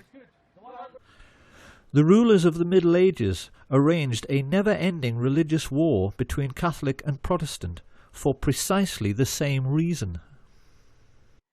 Now, why must we always think we have an enemy? Because the ruling group always maintain their position in society by controlling the population through fear. Think about it. If we don't have an enemy, would the public be prepared to pay for the army? Would we be happy to pay for MI5 so that they can read our emails and put a surveillance camera on every street corner? Big Brother has to have an excuse for watching us all the time. And what they call national security is always the perfect excuse. The moment you make a world at peace, it's gone. The keystone in the arch of ruling class power is gone if we don't have an enemy. So the rich are always going to provide us with an enemy forever. And the lesson we need to learn from all of this is that everything in our lives is and always has been a rich man's trick. When people think of ancient Rome, they always tend to think about the gladiators in the Roman arena. But something people don't realise is that Roman amphitheatres were a scam. They were perhaps the very first big confidence trick in human history, played by more cunning rich men upon a naive public. What Caesar did was to say to the Roman Vulgate, I will give you gladiatorial games, but only if I can have your votes. And he only offered this bargain because he knew the Vulgate loved the games more than they loved anything. This is how the Roman maxim, panem et circenses, bread and circuses, became established. Because Caesar was the first politician to understand that if you give people what they want, they will tolerate being ruled. By this means, Julius Caesar made himself into the first dictator whose fortune was protected by a professional army. And everything that every ruler has given us since Caesar has simply been another rich man's trick. Religion is a rich man's trick. It was invented because wealthy rulers realized the population was getting too big for soldiers to watch over constantly, so they replaced the idea of having many gods with one single god, a simple idea simple men could understand, who could see what everyone was doing all the time. The idea of one God became the surveillance video of the ancient world. In the Middle Ages, the same sort of people grew rich by charging people for the forgiving of sins. And when a new age dawned with the coming of Industrial Revolution, they invented new tricks to control the population explosion, like censorship. Every grown-up knows that there is one law for the rich and one law for the rest, because the justice system is a rich man's trick. Mafia godfathers like Sam Giancana walked free from American criminal courts over and over again by taking the Fifth Amendment, because it is a criminal's law. And it's the same with everything else. The media is a rich man's trick. The tax system, because the rich never pay any tax, is a rich man's trick. Political correctness is a rich man's trick. The murder plot to kill Lady Diana Spencer was a rich man's trick. And the War on Terror, 9/11, the London Tube bombings, the Woolwich terror attack, the Kennedy assassination, all of it is simply another rich man's trick controlling how we think. Now, once again, it is very easy at this point to imagine the reaction of conservative politicians, who will of course try to laugh this off and scoff. Everything is a rich man's trick? Are we seriously suggesting that the Cold War was a rich man's trick? Now, in your research and analysis and your efforts to bring out the facts about what was going on in our society, did you encounter any effort to discourage you, to prevent you from bringing out the background of America's involvement in the financing of international communism? Yes, very definitely.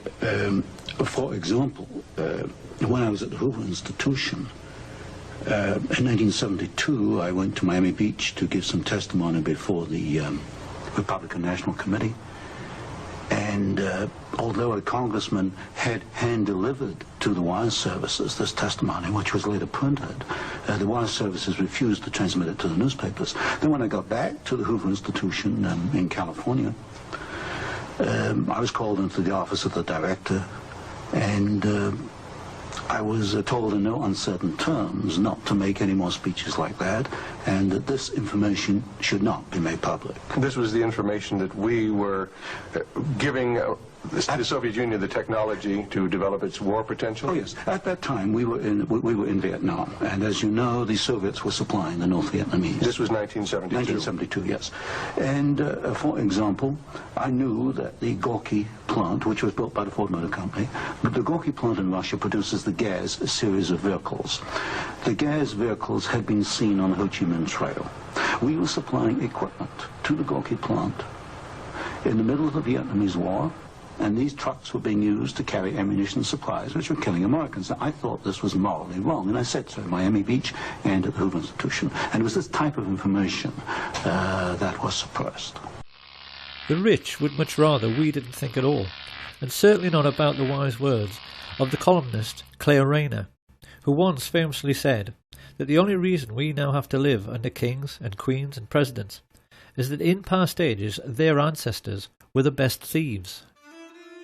In the Middle Ages, when the king was feeling greedy and wanted to pay for a new mistress or grand new palace, he simply sent out his robber barons to steal half the herd of every local farmer, and if they complained, the robber barons would say the king needed to feed the army, or some similar excuse. That is how it was done then. But today, the ruling class face a different problem. We now live in an industrial age, and as George Orwell explains in his novel 1984, if the machine age was directed solely with the intention of making the common people physically comfortable, in a mega-productive computer-controlled epoch, we could soon all live like millionaires. But think what this would mean. If we're all millionaires, we all fly first class. So the king and the queen and the president have to wait in a queue with everyone else. And do you honestly believe the Queen of England would wait in a queue behind you? If we're all millionaires, we all play golf. The king and the president can't get on the course, and there's no room on their exclusive beach. Orwell himself would have said the most important single sentence in 1984 was this one: if it once became general, wealth would confer no distinction. Our lords and masters are not going to wait in queues with the rest of us.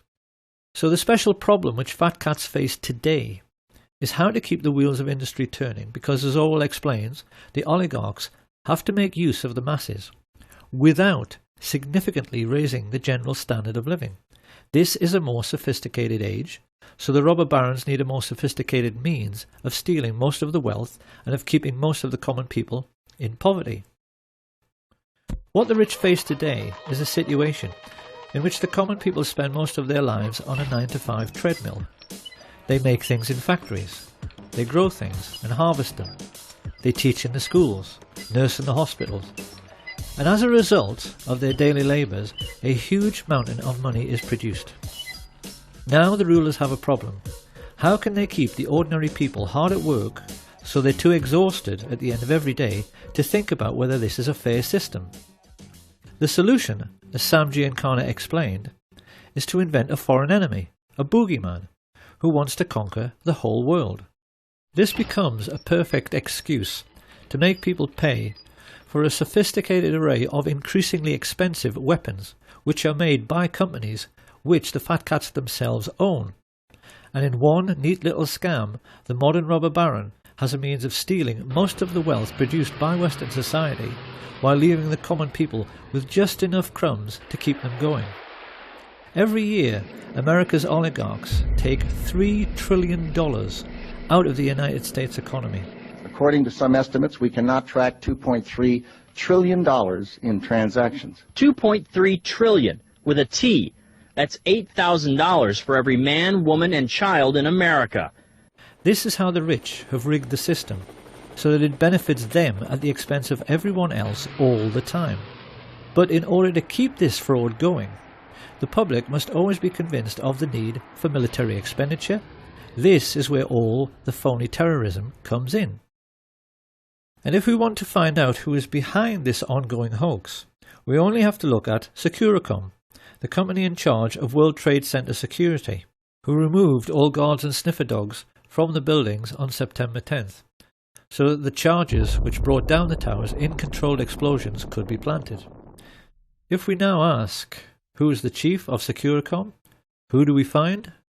Marvin P. Bush, brother of George W. Bush, son of the man who orchestrated the plot to assassinate President Kennedy, and grandson of the man who made the family fortune from Auschwitz slave labour. The Bush family and their rich friends have been behind all of it. During his time as president, George W. Bush connived with Tony Blair to introduce a deliberate policy of allowing unbalanced and aggressive Muslims to flood into Western countries. They did this in the hope that they would commit atrocities in their adopted countries, and they were actually delighted when the Washington DC sniper and the Fort Hood shootings made headlines, because they knew such events would make it easier for the public to swallow the idea that 9/11 was simply more typical Islamic terrorism. The truth is that Islam is simply being used like a pawn on a chessboard in a game the fat cats have been playing since World War I. 70 years ago, they gave us what they called their Hitler Project. 50 years ago, it was the JFK assassination project. Today we're having to suffer the War on Terror project. And when this current lunacy is over, they'll have another excuse ready to create yet another phony war and yet another patsy. If George Orwell was still alive today, and he was asked to comment upon all the significant political events of the last decade, it's quite likely he would simply restate the Orwellian definition of totalitarianism, to wit, a society living by and for continuous warfare, in which the ruling caste have ceased to have any real function but succeed in claiming to power through force and fraud, and then ask whether this sounds like the world we live in. Because it ought to be obvious by now that our seemingly endless economic recessions are being deliberately orchestrated. In today's world, the commodities markets are arranged in such a way that the price of virtually everything, particularly food, hardly ever changes. So how then can it be that the price of oil increased tenfold in the last decade? Economists are now tacitly agreeing that this was due to financialization, which is just a fancy way of saying rich creeps like the Bush family and their merchant banking friends used their trillionaire fortunes to rig the market. Why did they do this?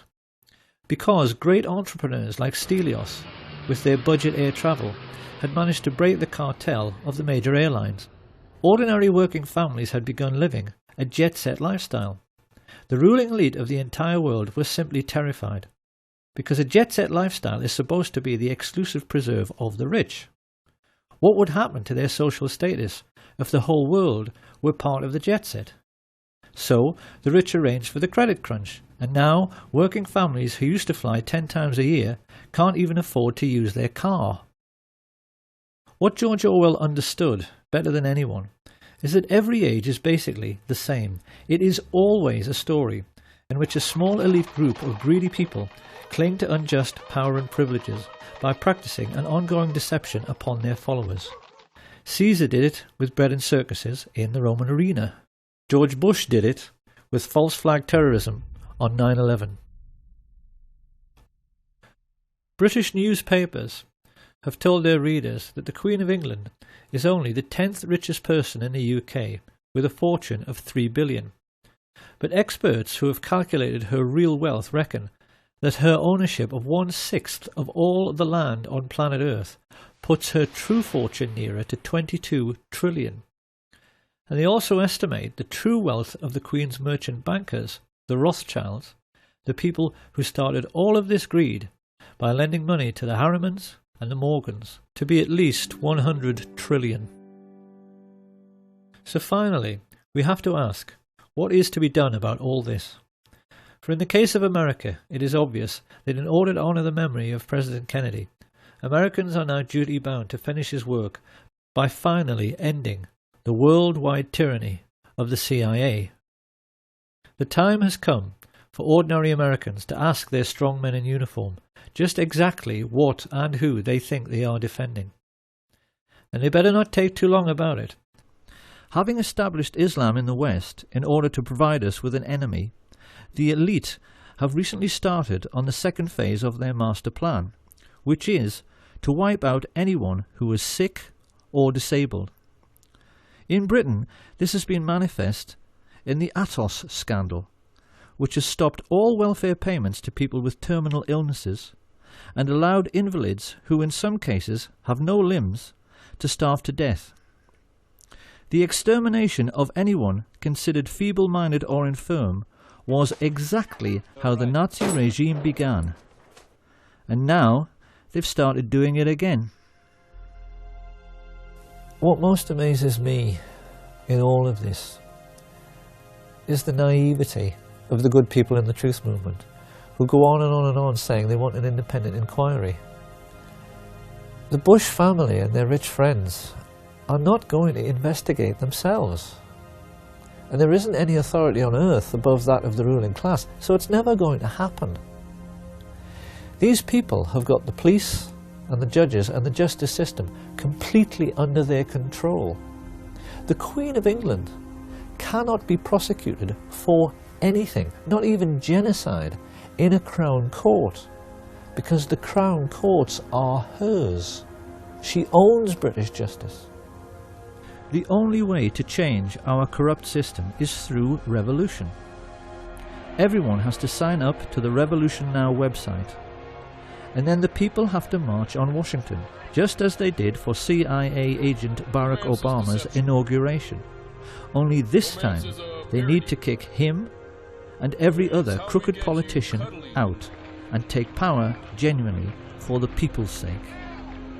And once again, they better not take too long about it, because the last time the rich decided to play a really big trick on the world, 6 million lives were extinguished. Supposing they decide to give us the world's first incidence of phony nuclear terrorism by dropping an atomic bomb on Cleveland or Birmingham or on Chicago, what then? But perhaps Chicago itself might be a good place to pause and offer a word of warning to the citizens of the United States before they start thinking about the next American Revolution. We should always remember that Al Capone was seen as a hero by the ordinary working people of his own time because he gave them what they wanted: booze, sex, gambling and drugs. And some Americans have even been candid enough to admit this. We all play numbers, we all go to the racetrack, you know what I mean? We all cheat a little bit.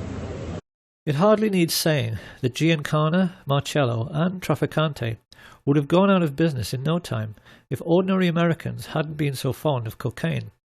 And, in the post-war period, many writers have noted the way in which the United States not only manifestly tolerated organized crime, but even seemed to be enchanted by it. It's a cultural phenomenon which has led many foreigners to wonder whether there is some sort of latent criminality in the very fabric of American society, because there does seem to be some sort of tacit agreement amongst all Americans that killing a man should always be considered an option if it looks as if he might cost you a large sum of money. Suppose we'll have to kill him. I don't suppose you have any ideas on that, Diana. Well, what would you fellas say to an assassination? I hope you don't have any hidden tape machines in this office, Frank. We're talking about a capital crime here. I'd like to hear some more opinions on that. Look, I don't see we have any option, Frank. Let's kill the son of a bitch. This film is likely to leave Americans with the impression that JFK was assassinated by a corrupt and brutal ruling class.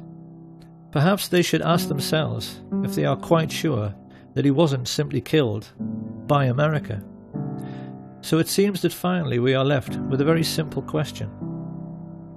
What kind of society is it which kills its own best men?